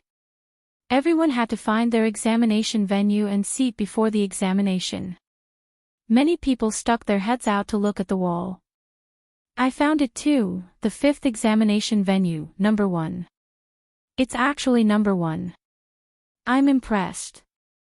I'm also in the 5th examination venue, but I'm number 2. I'm only 1 number away from you. Thank you. You're actually very impressive too. Seeing the 2 young people complimenting each other, a supervisor from the Ministry of Rights walked over and glanced at the crowd. He said, the examination venue and seat numbers are randomly assigned. What are you guys impressed about? The 2 of them blushed after failing to show off and went elsewhere. In the same examination venue, they would probably have a lot in common in the next 2 hours. May I ask, sir, why aren't there the 1st and 2nd examination venues? A plainly dressed young man asked curiously. The supervisor looked at him and said, why isn't your name on there? The supervisor shook his head. I've already found it, it's in the 10th examination venue. Then don't ask so many questions. The head of the Ministry of Rights said coldly and left. While the young man was still in a daze, someone sighed and said, brother, there's no need to ask just now. Isn't it obvious? The 1st and 2nd examination halls are all filled with the children of officials. It has nothing to do with us. Everyone present was from a poor family and did not have any powerful background. Therefore, they especially cherished this opportunity. They arrived at the entrance of the examination hall early. Many people in the crowd shook their heads and sighed. Every single one of those people's fathers were influential officials of the dynasty. How could they compare to them? Moreover, many of them were well aware that the majority of the spots for the Academy's recruitment this time would probably be given to these people. As for them, it was still unknown how many of them would be able to enter. Since the allocation is arbitrary, why are the first 2 examination halls filled with the descendants of officials? A student said indignantly, this time, I'm afraid it's their one-man show again. That's impossible. I heard that His Majesty has won a lot of places for us poor students this time. County Uncle Li has only given 200 places for the children of officials in today's examination. No matter how I look at it, we have more chances. The people that the students from poor families were most grateful to were His Majesty and County Supervisor Li of the School of Mathematics. His Majesty had been very kind to the students from poor families in recent years. His various decrees and measures had given hope to many scholars from poor families. Although County Uncle Li was about the same age as them, what he had done had earned him absolute respect from the hearts of these people. Especially this time, it was obvious that County Uncle Li intended to support the students from poor families in the enrollment of the arithmetic college, which made people's respect for him turn into gratitude. Everyone remained silent in response to the young student's question. How could this matter be so simple? The influential officials obviously wouldn't give these important spots to others. If they couldn't even fight for it themselves, how could these people from poor families have a chance? It couldn't be any easier for them to get the spots. There was still a quarter of an hour before the examination started, and the candidates were allowed to enter. At this moment, a sedan chair finally appeared in the distance. Some young people with extraordinary temperament walked over in groups of 3 to 5, talking and laughing. "Brother Chin, why are you here?" "I have no choice. No one from my family wants to come, so the old man directly appointed me." "Do you also want to enter the School of Mathematics?" "Alas, me too." Second uncle said that talents in mathematics are scarce, and the School of Mathematics will definitely soar in the future. "No matter what, I have to get in." Someone came from afar and brought these people to the examination room. They were arranged to sit down according to the order that had been arranged in advance. "Don't make noise in the examination room." More than 10 palace guards stood in the examination room with cold expressions. No matter how arrogant and despotic these children of officials were, they could only obediently shut their mouths at this moment. Even the palace guards were sent here, which showed that His Majesty attached great importance to this recruitment. However, they were not worried about the results. Those who were sent here by their families were naturally not idiots. In terms of educational resources, they were much richer than those from poor families. Under the premise of fair competition, even if they did not use their power to suppress others, they would still be able to win easily. After a gong sounded, an official from the Ministry of Rights took out the unopened examination papers. The palace guards checked them and distributed them to everyone according to the numbers on them.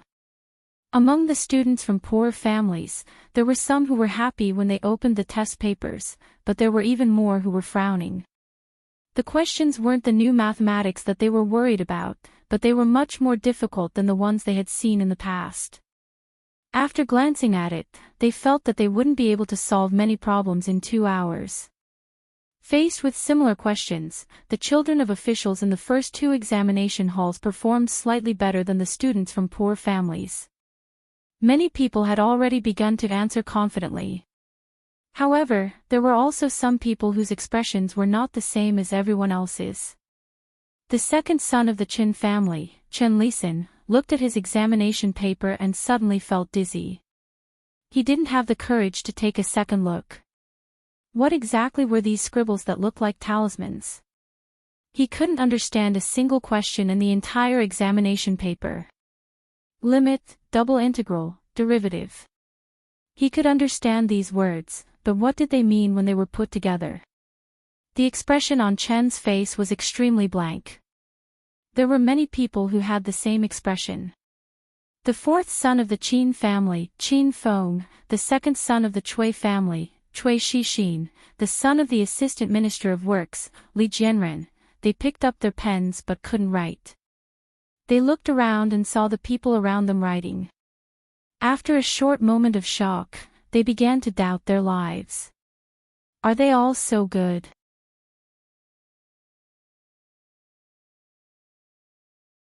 Chapter 507.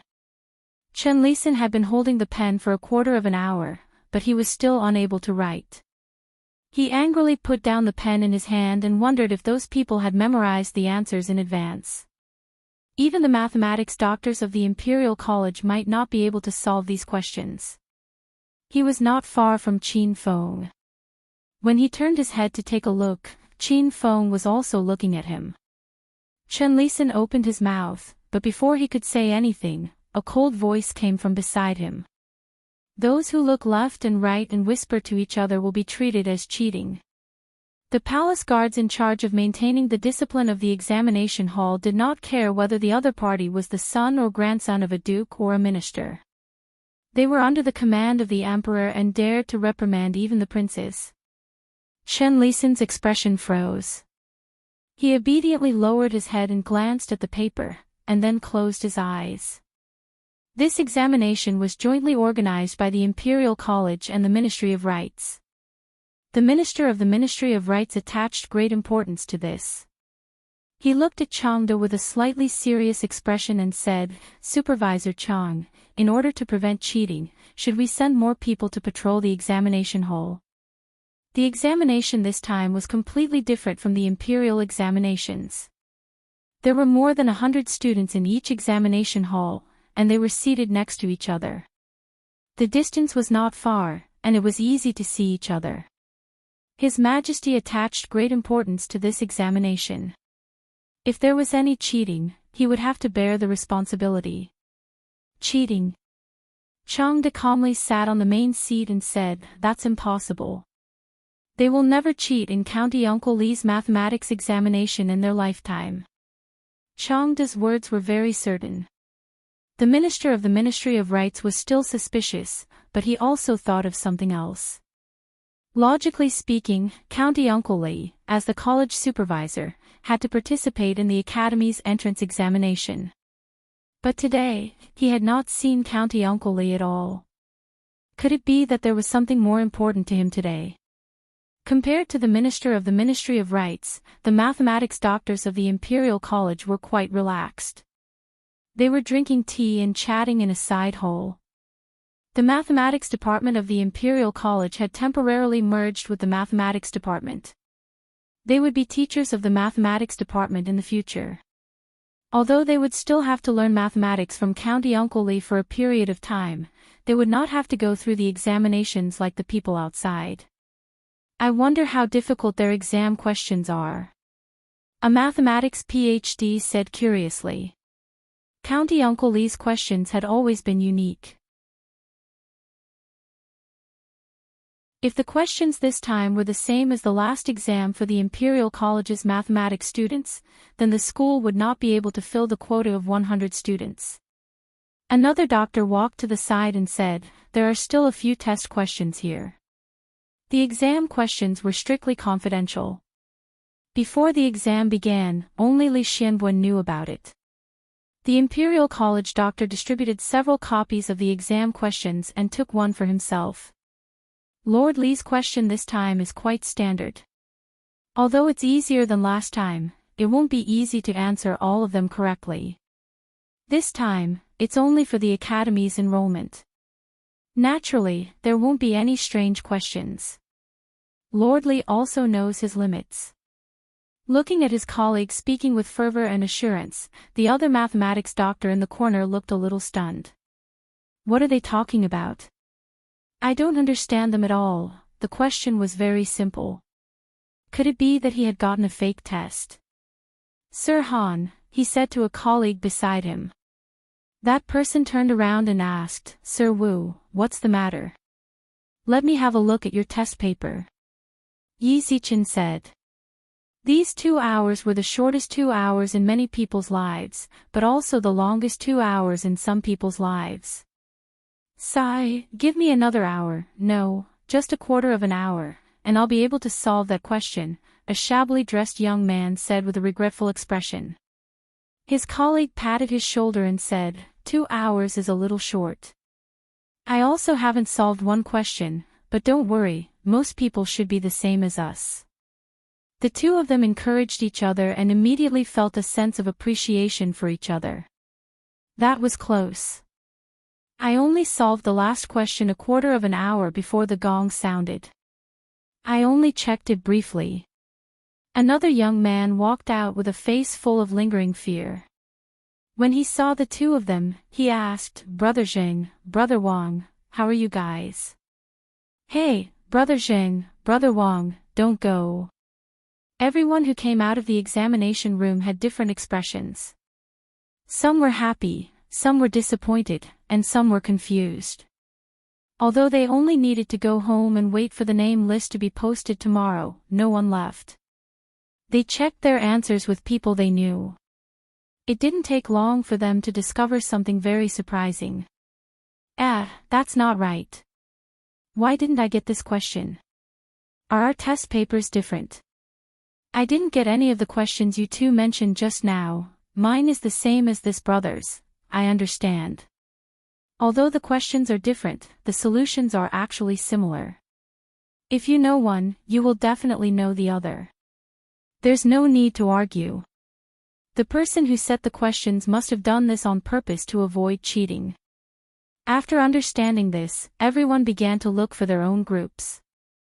Not long after, small groups appeared outside the examination room. At this moment, people walked out of the two examination rooms in the front. Many of the people who walked out first had dispirited expressions on their faces. Sitting there bored for 2 hours was also very unbearable. These 2 hours, to them, were longer than a day. That limit. Just as Chen Lisan opened his mouth, Qin Feng shook his head and said, "Don't talk about it. I don't understand it." That score, never heard of it either. A few people gathered together and received the same answer. Not a single question was changed. The test papers were numbered. They didn't even need to write their names. The test papers were handed in the same way as they were handed out. I don't believe that they can answer all of them. Li Jianren slapped his thigh and stopped a person. "Ma Jia, how many questions did you solve?" He was from a family of generals, while scumbag Li's father was a civil official. The two of them usually didn't have much interaction. However, they were in a good mood today. The questions were just what they wanted. Ma Jia laughed and said, "I answered all of them." Li Jianren was stunned. This second son of the Ma family had a reputation of being a horse stick. He was never good at studying. They couldn't even answer a single question. How could he solve all of them? It was simply the biggest joke in the world. Seeing that Li Jianren didn't believe him at all, Ma Jia snorted and said, "If I answered the question about the transportation of troops and food incorrectly, wouldn't my father break my leg?" After saying that, he glanced at Li Jianren with disdain and walked away. After being stunned for a moment, Li Jianren finally understood something. He immediately walked over and said to the others, "Our questions are different." "Got it." Qin Feng nodded. He pointed to the crowd and said, "It's indeed different. I'm afraid we've drawn a difficult question.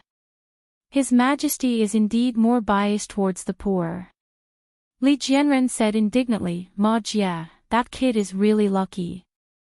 Chen Lisan opened his mouth and said, "Let's go and see where the people like us are." The dozen or so people walked towards the crowd. After a moment, they walked back. Looking at the teams of at least 100 people, and then looking at the dozen or so of them, everyone's face was gloomy. If they still couldn't understand how lucky they were, their heads would be useless.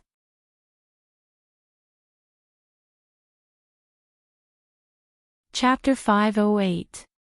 This. Who can answer this? In the side hall, the mathematics professors of the Imperial College looked at each other with a test paper in their hands. County Uncle Li's attainments in mathematics were something that they could only look up to. He was also the supervisor of the College of Mathematics. The admission test was completed by him alone, so the mathematics department of the Imperial College could not intervene.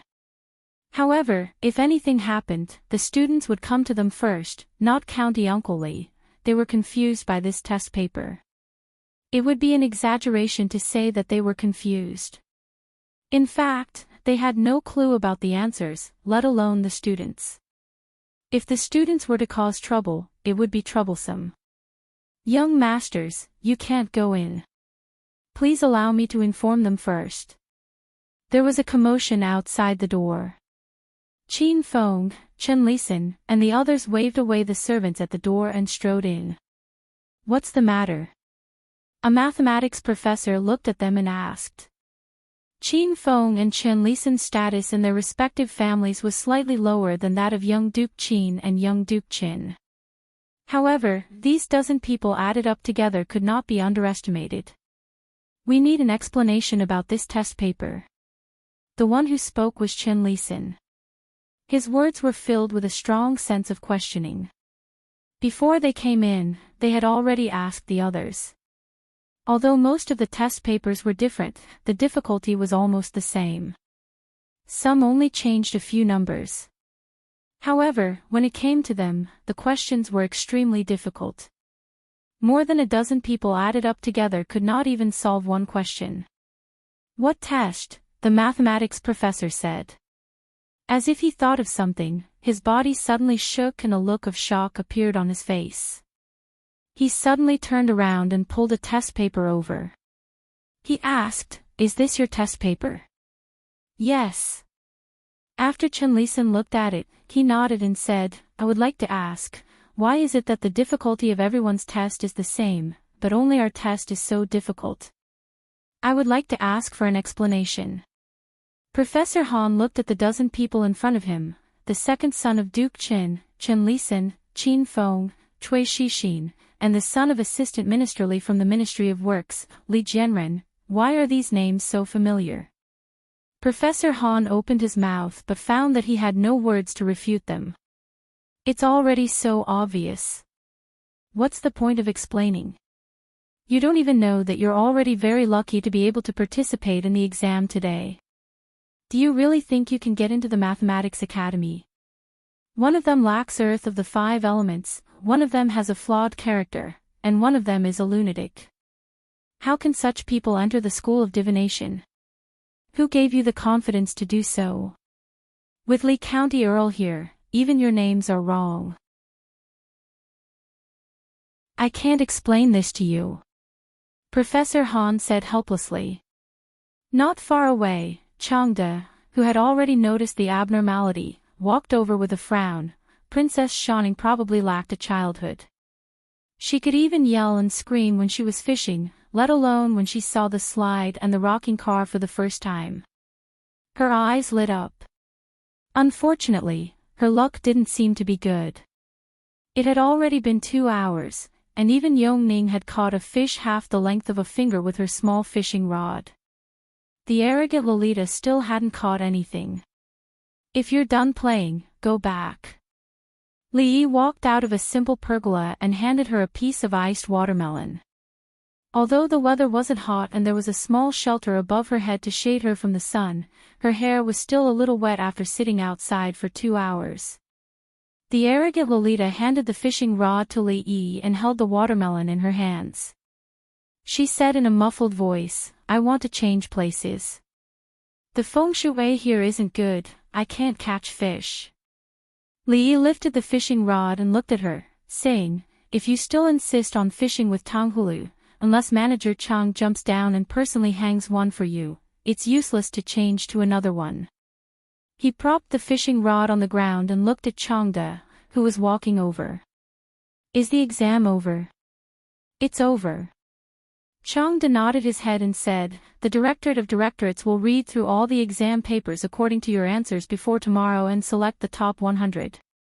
The mathematics exam papers were different from the imperial examination papers. If they were right, they were right. If they were wrong, they were wrong. It was easy to grade them. Thus, the Emperor had ordered them to finish reading them within half a day and to have results the next day. Changde thought for a moment and said, if you do this, you will offend many people. Li Yi didn't seem to care at all. If I don't do this, I won't offend them. Changde thought about it. Li Yi had already offended the king of Shu, the Qin family, and the Qin family, so he was destined to stand on the opposite side of some people in the imperial court, no matter what he did or didn't do. He suddenly didn't know what to say. After a long time, he said, the Emperor said that you will settle the matters in the imperial court tomorrow yourself. What else? Before the morning court, I will eat with the Emperor in the imperial garden. After saying this, Changde left. The proud Lolita used Yongning's fishing rod and finally caught the first fish in her life. She was so excited that she jumped up and down. Li Yi suddenly thought of something important and waved at Changde, who had already mounted the horse. What else is there? Changde stopped the horse in time and looked at him and asked. Li Yi hesitated and said that. Remember to tell the imperial chef not to cook the white fungus and lotus seed soup tomorrow. Won't the Emperor get tired of drinking it every day? That's all you want to say. Changde's expression didn't look very good. Of course not. Li Yi shook his head and said, also, you must remind them not to put coriander in the soup, swish. Changde whipped the horse. It let out a long neigh in pain and quickly disappeared from Li Yi's sight. How is Yongning's condition? Emperor Jing's complexion was good. At least his mood didn't seem to be that bad. He asked about Princess Yongning. Princess Yongning's heart has been closed for too long. These days, I have tried my best to let her come into contact with the outside world. It has been quite effective. I think she should be able to recover in 2 months. Under the premise of treating the disease, fishing, watching the play, and chasing rabbits were all legitimate reasons. Has Shaning caused you trouble these days? Emperor Jing had already drunk the second bowl of porridge and suddenly asked. Li Yi shook his head and said against his will, no, Princess Shaning is naive and lively. She still has a childish heart and is just a little playful. She didn't cause me any trouble, only a fool would complain about his daughter in front of the old emperor. If the empress were to find out about this, it would really cause trouble for her. Emperor Jing looked up at him and said, you have caused me a lot of trouble, don't talk while eating, and don't talk while sleeping. You have to concentrate on eating. Although Lao Chang is ugly, he is quite reliable. As expected, there is no coriander in the porridge today. The cook of the catering bureau is worthy of praise. When I leave later, I will take 2 cucumbers as a reward. When he received a lot of memorials to impeach Li Yi, Emperor Jing understood what Changde meant that day. It was not rare for the officials to fight openly and covertly. Emperor Jing had seen this before, but this was the first time he had seen it so simply, directly, and so brazenly. Li Yi was still the same Li Yi. No matter what he did, he would always be unexpected. He casually created such a big trouble for himself. I want to see if you can continue to be like this in court. Emperor Jing glanced at him, stood up, and said, prepare to go to court. He intended to let Li Yi feel what it was like to face the censure of so many officials alone. He hoped that this time, he could wear off some of his edge. No loyalty, Li Yi put down his chopsticks and sighed. Wasn't it what the old emperor had been doing to weaken the power of Prime Minister Qin? Now, even among the people who would hold important positions in the academy in the future, Prime Minister Qin could not even get a hair. He was obviously happy in his heart, but now he blamed himself. Was there such a reason in the world?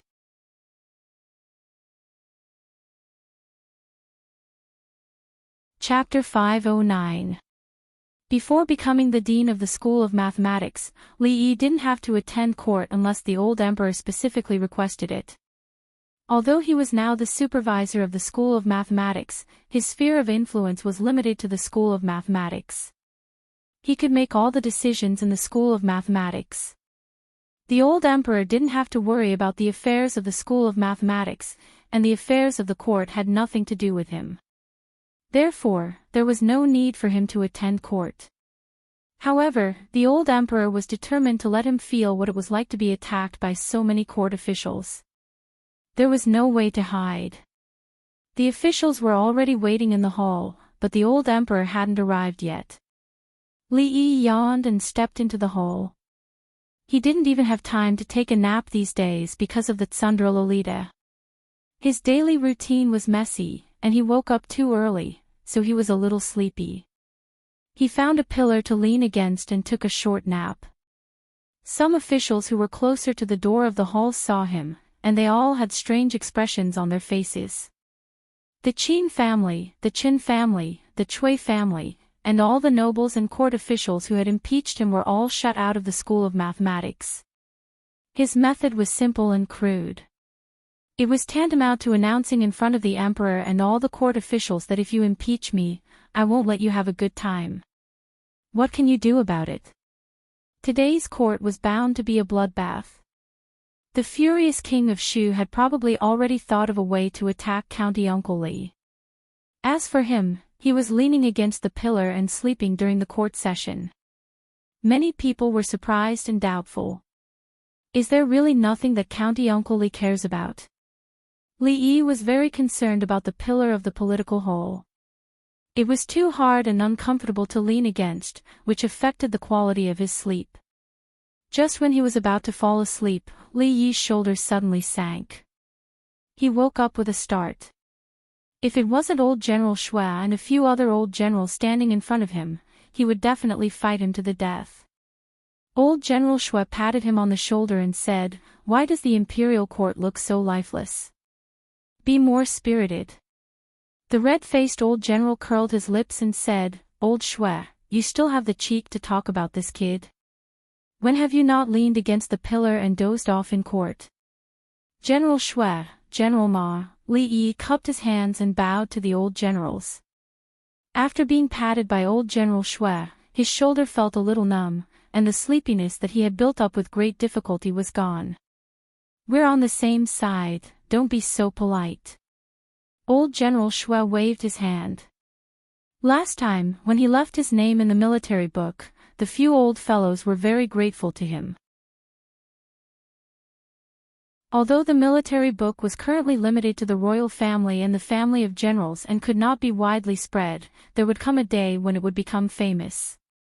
Although the few of them would not be able to leave their names in the world like the author of the military book, at least there would be people who would remember them. This was more than enough for these old generals who had fought their entire lives. "Kid, what you've done this time is to this old man's liking." Old General Shui looked at him and praised, "That bunch of rotten scholars like to play dirty in the dark, unlike us, the family of generals, who are so straightforward." The few old generals had always treated Li Yi as a disciple of the family of generals, but the red-faced general was not like old General Shui. He looked at Li Yi with a slightly serious expression and said, "Although this will vent your anger, it will also offend many people. You are still young and do not understand the pros and cons of this. Even His Majesty will be put in a difficult position. In a while, I'm afraid that many people will step forward to impeach you. Remember not to be stubborn. As long as you take a step back, His Majesty will protect you.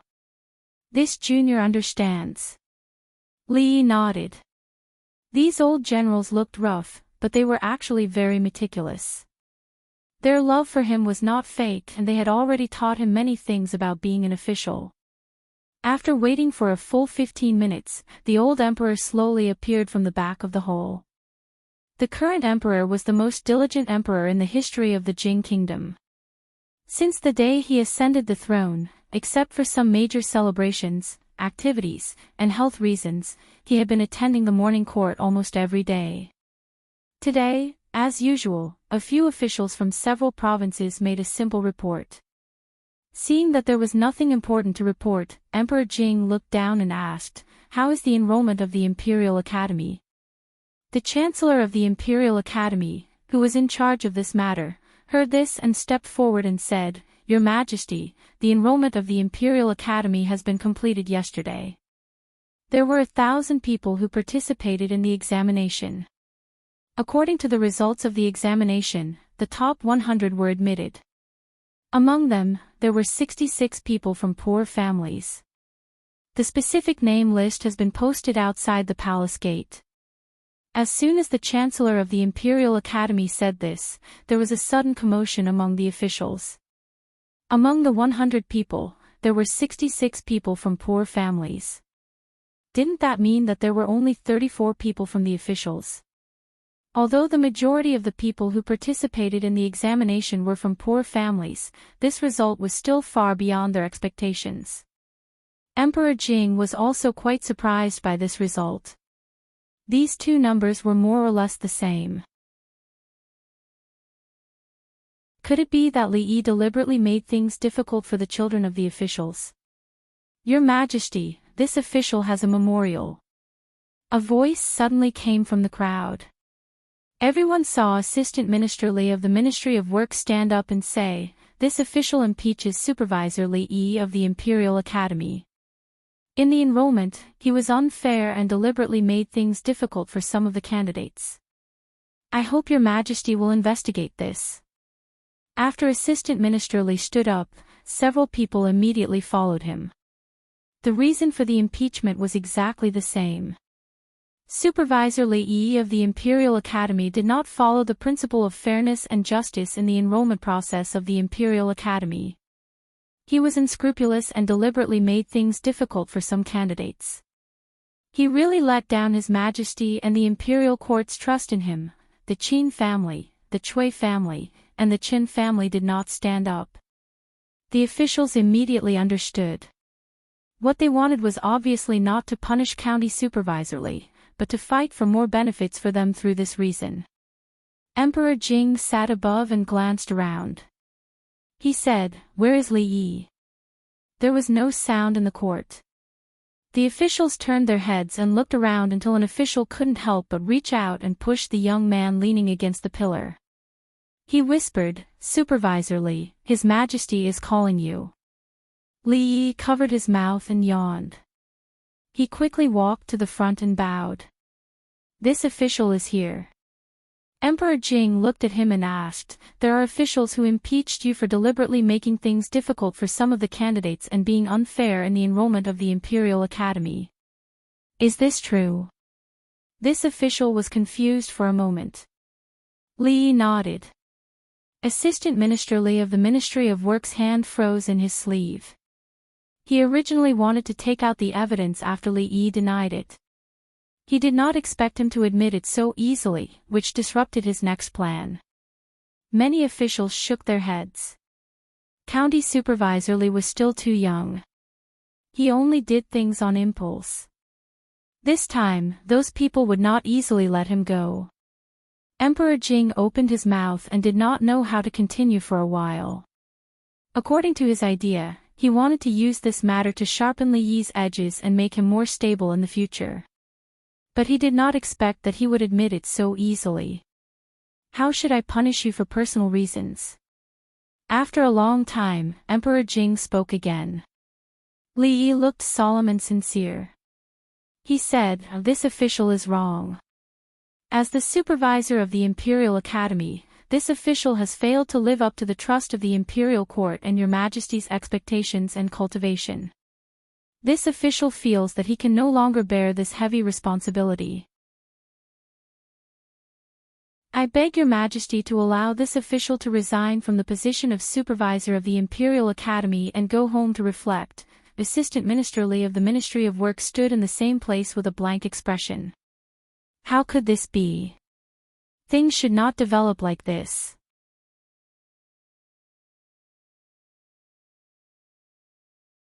Chapter 5:10. After learning that their children were deliberately made difficult by Li Yi, the supervisor of the arithmetic college, the first reaction of these powerful officials was naturally anger. There were 200 children of officials participating in the examination this time. Why didn't he make things difficult for others, but them? He was so blatant and unscrupulous. He obviously didn't put them in his eyes. Even if this county early was favored by the emperor, there were many people who were favored by the emperor.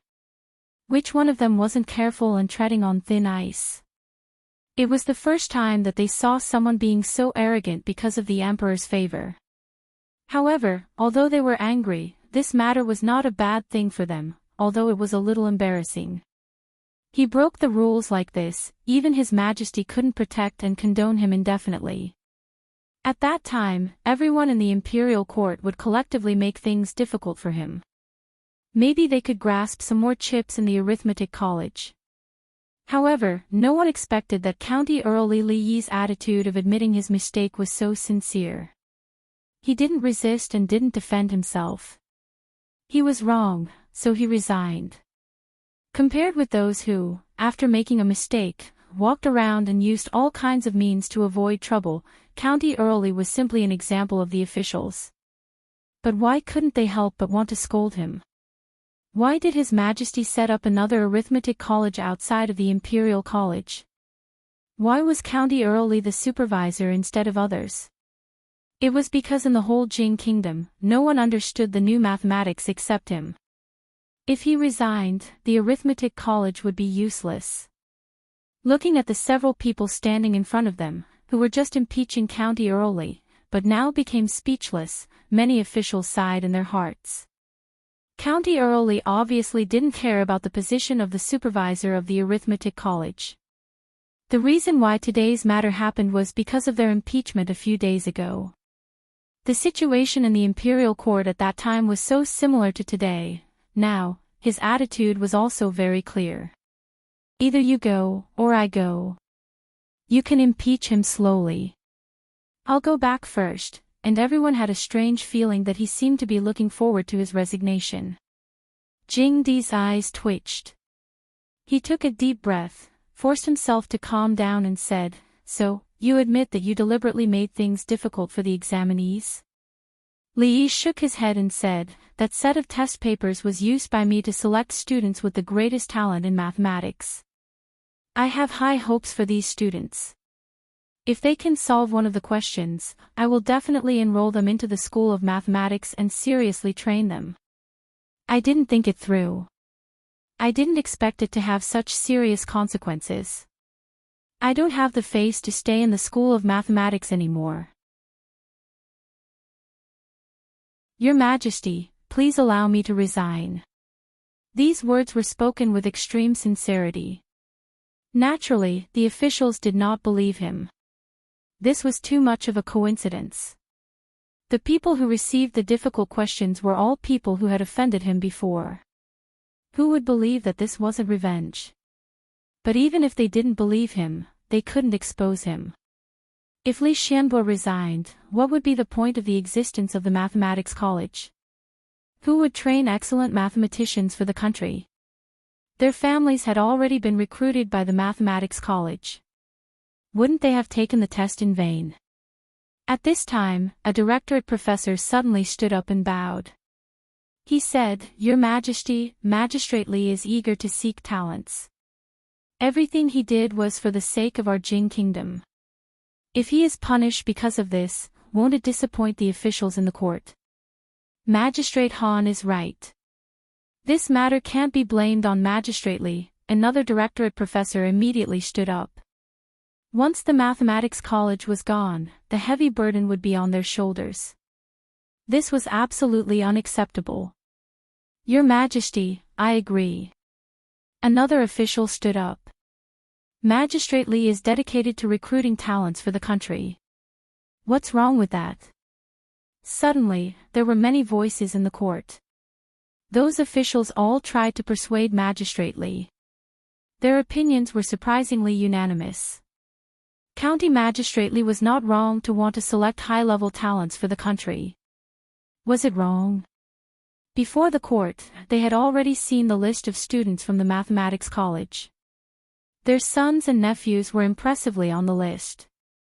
The Mathematics College was a good place. The Ministry of Revenue, Ministry of Works. Many important departments in the court were short of mathematicians. The emperor attached great importance to the newly established Mathematics College. It wouldn't be long before there would be a reform in the court. At that time, those who graduated from the Mathematics College would be in high demand. At this time, how could the superintendent of the Mathematics College resign? In the imperial court, the winds changed abruptly. Those who had accused Li Yi just now retreated silently and did not speak again. Obviously, neither the officials nor the emperor would think that a few spoiled brats were more important than the superintendent of the Mathematics College. In other words, they would definitely suffer this loss. What a good way to advance by retreating. Prime Minister Qin walked out of the palace gate and praised. But what about Feng He? A man next to Prime Minister Qin hesitated and said, "It has already been arranged." When he comes out of the Mathematics College, Prime Minister Qin waved his hand and said, "The list has already been posted. How can it be changed so easily? What will the poor scholars who entered the Mathematics College think? What will the people of the world think?"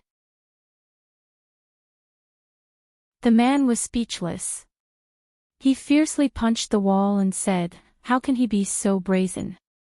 I'm afraid that the emperor also wants this." Prime Minister Qin looked into the distance and murmured.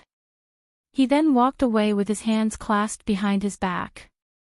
The man stayed where he was and a trace of fierceness flashed in his eyes. Does County Uncle Li really not care about the position of superintendent? An official walked out of the palace hall and asked in confusion. "This is retreating in order to advance." Someone next to him casually said, "Even if he really resigns, will the emperor agree? Other than County Uncle Li, who else can fill that position?" The Qin family, Chen family, and Cui family are really unlucky this time.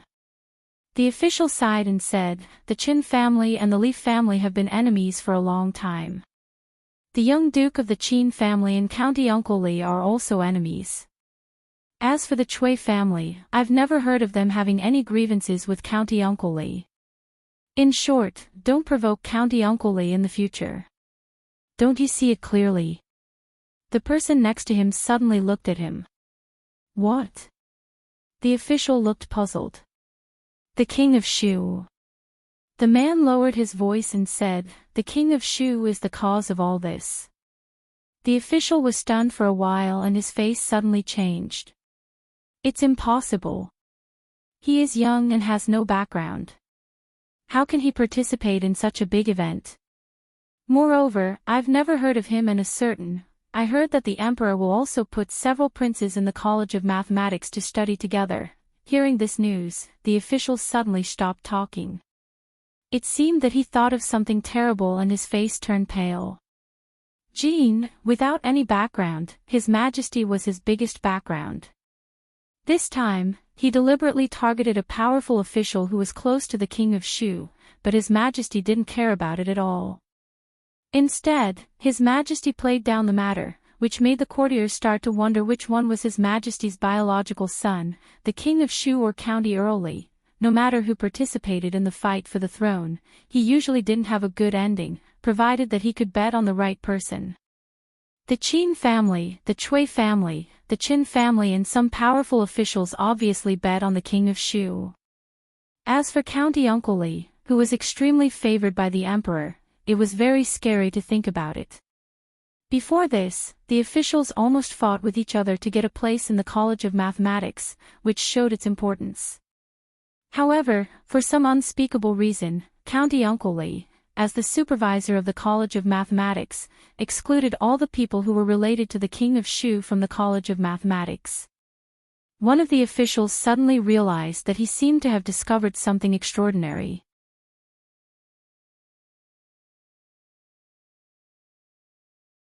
Chapter 5:11. An assistant minister from the Ministry of Works walked out of the palace in a daze. He felt as if his soul was about to leave his body. He had made thorough preparations. There shouldn't have been any mistakes. However, just now, when he took the first step, things started to go out of his control. In fact, during this period of time, they had used many methods, both openly and secretly. But in the end, the King of Shu was no longer the King of Shu. County Magistrate Li was still the same, but County Magistrate Li had become County Magistrate Li.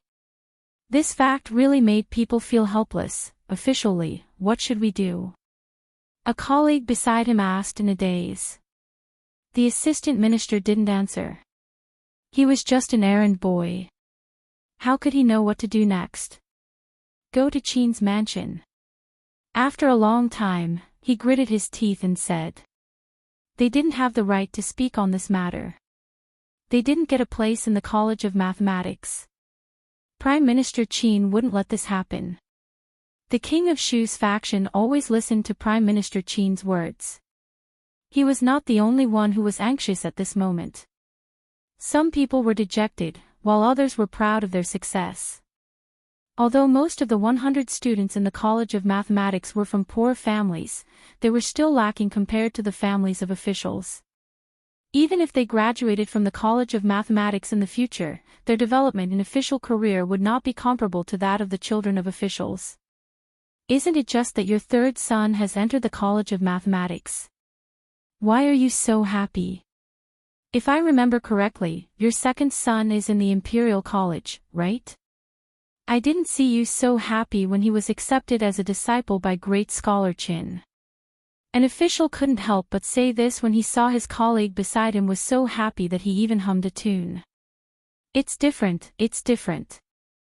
The official shook his head and said, the Imperial College has already declined. You will know how good the College of Mathematics is in the future. As an official of the Ministry of Revenue, he was fortunate enough to know more things. The path that the first batch of students of the College of Mathematics had to take was not something that could be replicated by future students. If they missed this opportunity, they might not have such a chance in the future. After saying this, he glanced at the person beside him. Seeing that the person was looking behind him without saying a word, he turned around in confusion. The Chancellor of the Imperial College, several officials, and professors were standing there, looking at him coldly. Li Yi was the last to walk out of the hall. He patted the dirt off his buttocks and looked back at the hall. He cursed in his heart before striding out of the palace. Resign. What a good plan. I'm afraid he can't wait for me to dismiss him. Emperor Jing said angrily, other officials share the burden of the emperor, but he did such a thing only a few days after he beat the king of Shu. How can I have such an official? Changde watched from afar without saying a word. If it had been someone else who had done these two things, their head would have been somewhere else. However, His Majesty had only said a few words to vent his anger. In fact, His Majesty would have beheaded anyone but Li Yi. Because of the King of Shu, there had been a force in the court that even His Majesty could not ignore. This was something that no emperor wanted to see. However, His Majesty was the Son of Heaven. His every move was watched by countless people. In many cases, he could only choose to deal with it gently. However, County Uncle Li was different. He did not want money or power. He did not even want to be an official. If he wanted to do something, he would be straightforward and fearless. Resigning was what he wanted, and he did not care about losing his salary. Not only that, but his role was irreplaceable. Today, in the court, even without His Majesty's words, countless officials interceded for him. Among the officials, who could do this? Which emperor would be willing to punish an official who could always accurately guess the emperor's intention and share the burden of the emperor? If he had not abducted His Majesty's 3 favorite princesses these days, His Majesty would not have kicked him on his buttocks just now. Not to mention that he did not get a reward for doing a good deed, he was kicked for no reason. After walking out of the main hall, Li Yi felt a little uncomfortable. He did not let those people enter the college because he did not want to cultivate talents for the King of Shu. The old emperor did not want a certain group to continue to grow. Everyone had the same goal, so they should help each other and work together. Those who got benefits and burned the bridge after crossing the river were all bastards. A figure suddenly jumped out from a corner and tugged at his sleeve, saying, "Let's continue shopping and listening to the opera today.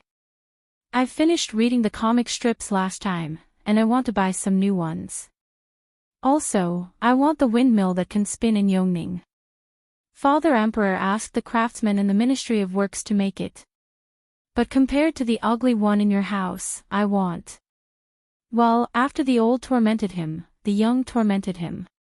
Princess Shining was even worse. The double torture of body and mind made Li Yi feel that his life was dark. The arrogant Lolita wanted to go out of the palace, but she could not do it alone. She must be accompanied by Princess Royal. "You have offended too many people this time. Be careful in the future and bring more guards with you when you go out." Li Yi turned to look at her and asked, "Is assassination also popular in the capital?" "It's never wrong to be careful," Emingsu said. "You have never been in officialdom, so you don't know that they will do anything for their own interests. If they used other dirty tricks, Li Yi might not know how to deal with them." But he did not have to worry about assassination at all. Outsiders with unknown identities could not even get within 10 feet of the Count's mansion. If one came, one would die. If 2 came, 2 would die. When he went out, there was no lack of masters in the palace. He was not afraid even if a grandmaster came, so why should he worry about his safety? "You are going to hold the Heroes' Assembly in the capital?" Princess Royal Highness's thoughts jumped a lot today.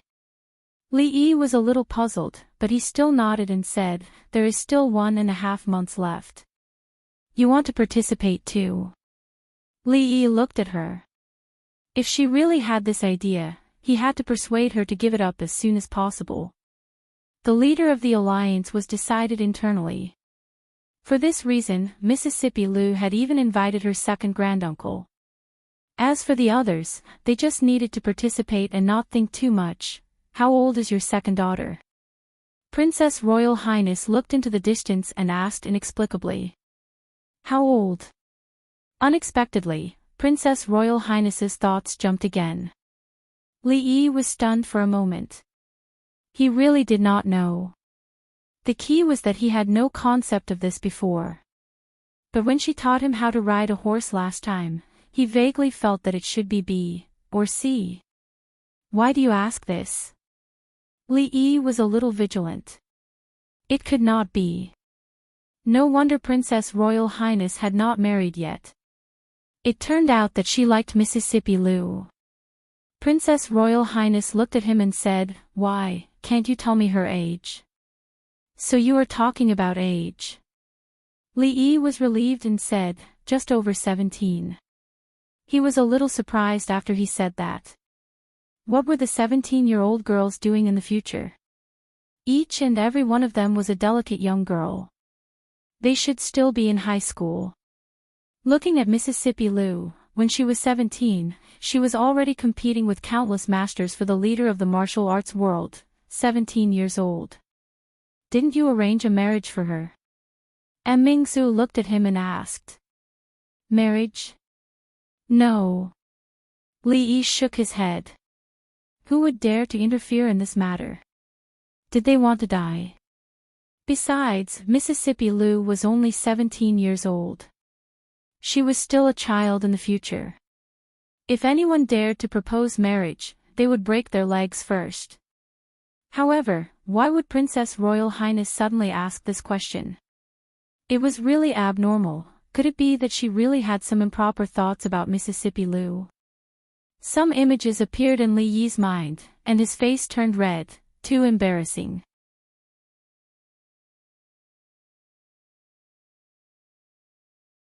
Chapter 5:12. Why are you suddenly asking about this? Li Yi felt that he had to get to the bottom of this. Why did the princess suddenly come out of the closet? Moreover, the one she came out of the closet to was Second Lady Lou. This was a bit difficult to handle. It was hard to say whether Second Lady Lou would agree or not, but Rui would definitely not agree. It's because they are all forcing my royal sister to get married. Princess Shining interrupted. Li Yi was stunned. Only then did he realize that the princess was a few months older than Mississippi Lou. According to the customs of the royal family, princesses would be married off after the age of 14. It was very rare for a princess to be married off until the age of 18.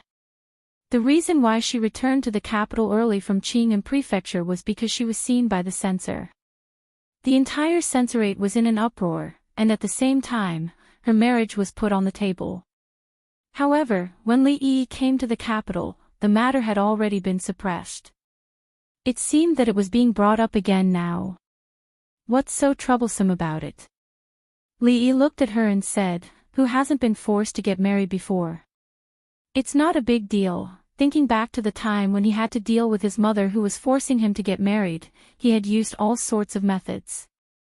Compared to his mother who was professional and forcing him to get married, the censor was nothing. You have a way.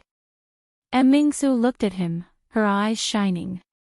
How difficult can it be? Li Yi waved his hand and said, Become a monk or come out of the closet, you can choose one. Come out of the closet. Her Royal Highness knew what it meant to become a monk, but she didn't quite understand the last word that Li Yi said. Li Yi shook his head and said, Don't look at me. Even if I agree, Rui will not agree. You can't beat her. Seeing that she was still looking at him, Li Yi was stunned. His expression became even more vigilant and he immediately added, I can't either. I have a family. Besides, people of the same surname cannot marry. Your idea is very dangerous. What is coming out of the closet? Her Royal Highness continued to ask. Forget it, just pretend I didn't say anything.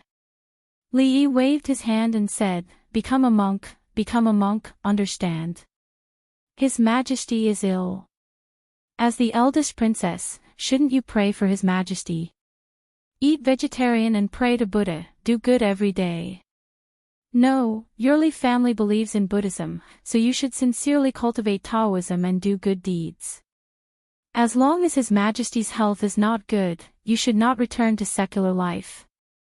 Li Yi looked at her and said, I promise that in this way, those censors will not dare to say anything.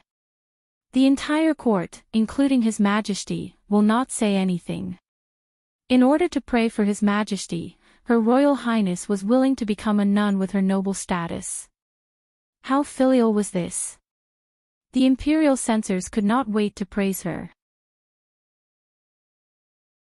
If anyone dared to speak carelessly and cause trouble, the old emperor would not even need to do anything. The spit of the people in the world would drown them to death. The princess looked at him with a slightly hesitant expression. Li Yi continued, of course, it's easy to become a nun, but it's hard to return to secular life. If you don't like this method, it's okay. We have a plan B. His Majesty is ill and powerful enemies are eyeing him covetously. The country is suffering from internal and external troubles. As the eldest princess of the country, she worries about His Majesty and the affairs of the country. As she worries more and more, she becomes ill and becomes intermittent hysteria. When she is ill, she likes to draw her sword and cut people. She won't stop until she sees blood. In this way, no one will dare to marry you. Li Yi was very experienced in this matter. All the civil and military officials in the court knew that Uncle Li suffered from intermittent hysteria. He would go crazy when he was stimulated. Her Royal Highness was so close to him that it was normal for her to get this disease accidentally. Don't worry that no one will believe it. I'm familiar with the Imperial Physician Bureau. It's very easy to make a certificate. You've already used this method, Mingsu looked at him and said. It's because I've used it before that it works. Seeing that she didn't seem to like this method, Li Yi thought for a while and said, if you don't like the first two methods, you can only use Plan C, which censor is the most troublesome. Hire some assassins to kill him. Li Yi looked at her and gently scratched his neck with one hand. He said, what do you think? Simple and violent. Once and for all. Are you very tempted? These are the methods. You decide which one to use. When the princess was thinking, Li Yi reminded her, anyway, everything should be done as soon as possible. It will be too late when His Majesty makes a decision. No matter how much the old emperor doted on her, he couldn't keep her in the palace forever. There was no doubt about this. There was no custom for princesses to marry outside the Jin kingdom. Under normal circumstances, princesses would marry the sons of some important officials or marry rich families. There would be some political factors in it. Of course, free love existed in this era, but most of it happened in small families. Young ladies with a bit of status couldn't decide their own marriage. Princesses were no exception. Princess Shining finished her candied fruit and wiped her mouth. She said, all girls have to get married. Mother said that I should get married in 2 years. Li Yi was stunned and almost fell down the stairs. How old was the Tsundra Lolita? She wasn't even 11 yet. Even if she was 11, she would only be 13 in 2 years. She had to get married and have children at the age of 13. Damn it, this was too much of a beast. Ahem, actually, it's not good to get married too early. Li Yi coughed softly. He felt that it was time to teach them some knowledge that girls should know. Giving birth too early will cause irreversible damage to a woman's body. At the age of 14 or 15, she is still a child. Her body hasn't matured yet. Dystocia is common. It's not uncommon to have 2 lives. If you don't believe me, you can ask any midwife. In this era, giving birth was tantamount to a parting of life and death. The question of whether to save the mother or the child was not a joke, speaking of giving birth, that Sundra Lolita was still a little shy. However, after listening to Li Yi, her shyness quickly turned into fear. Her little face turned pale. She didn't know that giving birth was so scary. She decided to go back and persuade her mother to listen to her husband. She didn't want to get married in 2 years. Actually, within the royal family, in order to strengthen ties, they often conduct marriages between cousins. Li Yi looked at Her Royal Highness and said, "Have you noticed that the descendants of these marriages between cousins are often stupid and disabled?" Li Emingzu thought about it and showed some surprise on her face. She asked, "Why?" "This involves the problem of genes and inheritance." Li Yi found that he had said a little too much today. If he continued, he was afraid that the old emperor would ask him to build a biology school again. Li Yi looked at her and said, "Let me give you a simple example. Do you know that there are people in this world who don't distinguish between red and green?" Note, not distinguishing between red and green doesn't mean that they don't recognize red and green. This is a misunderstanding that many people have about red and green color blindness, from an author who has been professionally colorblind for 20 years. Li Emingzu nodded and said, "It's not a secret in the capital that Prince Cheng and Princess Cheng don't distinguish between red and green." Since she knew that there was such a thing, then the problem of inheritance was easily explained. For the time being, we will call the disease of not distinguishing between red and green color blindness. If Prince Cheng and Princess Cheng both have color blindness, then the children of the two, regardless of gender, will definitely have color blindness. This is inherited. Li Yi used the most simple language to explain to her. Only by explaining this matter clearly could he explain the problem of the royal family is full of idiots. Li Emingzu looked at him in surprise and said, "But the young princess does not have color blindness." Li Yi's expression froze.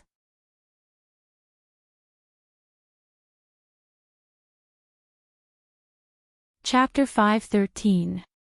Young princess, you don't have color blindness. Li Yi finally came to his senses. He looked at Li Mingzhu and asked, "Are you sure?" Mingzhu looked at him and nodded. Li Yi coughed twice, as if he saw sheep running on the green grassland. He rubbed his eyebrows and asked, "Where were we?" "Heredity." The princess reminded him. "Oh, heredity. Let's talk about heredity next time." "I'm a bit confused now." Li Yi couldn't understand the heredity of the royal family. He shook his head and said, "In short, the consequences of marriage between cousins are more serious than marriage between people with the same surname. In fact, if there is no blood relationship, it's not really impossible to get married just because they have the same surname. It's just an unfounded taboo of marriage." "Really?" Before Princess Royal Highness said anything, the proud Lolita's eyes suddenly lit up. Li Yi glanced at her and didn't know what she was happy about. Is it really so dangerous to get married too early? Mingzhu looked at him with an incredulous expression. Li Yi looked at her and said, "In fact, you just need to go to the Imperial Physician's Bureau and you will know the mortality rate of women giving birth nowadays. A major reason is that the childbearing age is too young. The pelvis is not fully grown, so the fetus can't give birth smoothly. Often, 2 lives are lost." He was not exaggerating. There was data that showed that the mortality rate of pregnant women in ancient times was 30 to 40%. Giving birth was no less than a separation of life and death. Of course, there were reasons for this, such as the underdeveloped medical level and poor awareness of hygiene, but early marriage and early childbearing was definitely the most important factor. However, the national conditions were like this. The people thought that having more children would bring more blessings. The officials wanted to improve their performance. If they didn't want to have children, they would help them. The king wanted more people, so the legal age of marriage was lowered again and again. Under such a major premise, if women in the Jing kingdom were still unmarried at the age of 17 or 18, what would happen? Li Yi couldn't change this kind of thing, but Her Royal Highness was different. She was a woman and the eldest princess of the Jing Kingdom. Her mother was the current empress, the chairwoman of the Women's Federation and the chairwoman of the Women's Committee of the Jing Kingdom. She was the motherly model of the world. It was their responsibility to seek for the welfare of women. That's right, his underwear store was about to open. Should he send a few pieces to the palace to set the trend? I'm going to the Imperial Physician's Bureau now. Li Yi's words made her extremely frightened, so she stopped and said, "Ah, I'm not leaving the palace." The proud Lolita had a disappointed look on her face, but she knew that her royal sister had something important to do, so she said with a bitter face, "Let's wait until tomorrow." Mingzu said, then she turned around and hurriedly walked towards the direction of the Imperial Physician's Bureau. Watching Her Royal Highness leave, Li Yi was about to go home when the Tsundere Lolita grabbed his sleeve. "I can't take you out of the palace," Li Yi said helplessly. Abducting the princess of a kingdom was a serious crime. Without the approval of the old emperor, the imperial guards at the entrance of the palace had the power to execute him on the spot. I want to ask you a question." The Tsundere Lolita looked down at her toes and said with a red face. "And, go ahead." She didn't even call him Mr. It seemed that her question wouldn't be easy to answer. "Did you just say that people with the same surname can get married?" The Tsundere Lolita said in a low voice. "Same sex. It should be possible." Li Yi thought for a while, then nodded and said, "Liking men or liking women was a person's freedom, and others had no right to interfere." As a young man with advanced thinking, Li Yi wasn't gay, and he didn't care if others were gay or not. Then can I marry you in the future?" The Tsundere Lolita suddenly raised her head and looked at Li Yi with her eyes wide open. Since she was going to get married in the future, why not marry Mr.? If she married Mr., she would have endless delicious food to eat and fun to play. She could go shopping and listen to plays. She could see all kinds of strange things. Being by Mr.'s side would be much more fun than being in the palace. She had never thought about this before. Just now, she seriously thought about it. Marrying Mr. should be the happiest thing in this world, right? What? At that moment, Li Yi felt like he was struck by lightning. He felt a little confused. What did the Tsundere Lolita just say? Marry me? Are all the girls in the palace so mature? What a joke. Although he was a beast. Bah. No matter how much of a beast he was, he wouldn't have such thoughts about an 11-year-old girl. Besides, if this was known by the old emperor, he could only go to the palace as soon as possible. If he was a little slower, he would have to go to the market to find him. No matter what the reason was, he couldn't agree to it. He straightened his body, looked at her, and sternly said, "No." The Tsundere Lolita was stunned on the spot. The look of anticipation on her small face quickly dimmed. Her eyes were covered with a layer of mist, and her small mouth was pouting. Li Yi walked out of the palace gate dejectedly. The Tsundere Lolita's sudden action had caught him off guard. Thinking of her sad appearance as she left, he actually felt that he had become a heartless man. God, what did he do? He clearly didn't do anything. What the F***ck is going on? Milord, milord.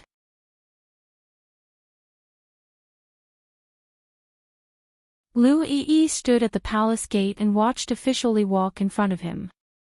He called out to him several times, but he didn't look back.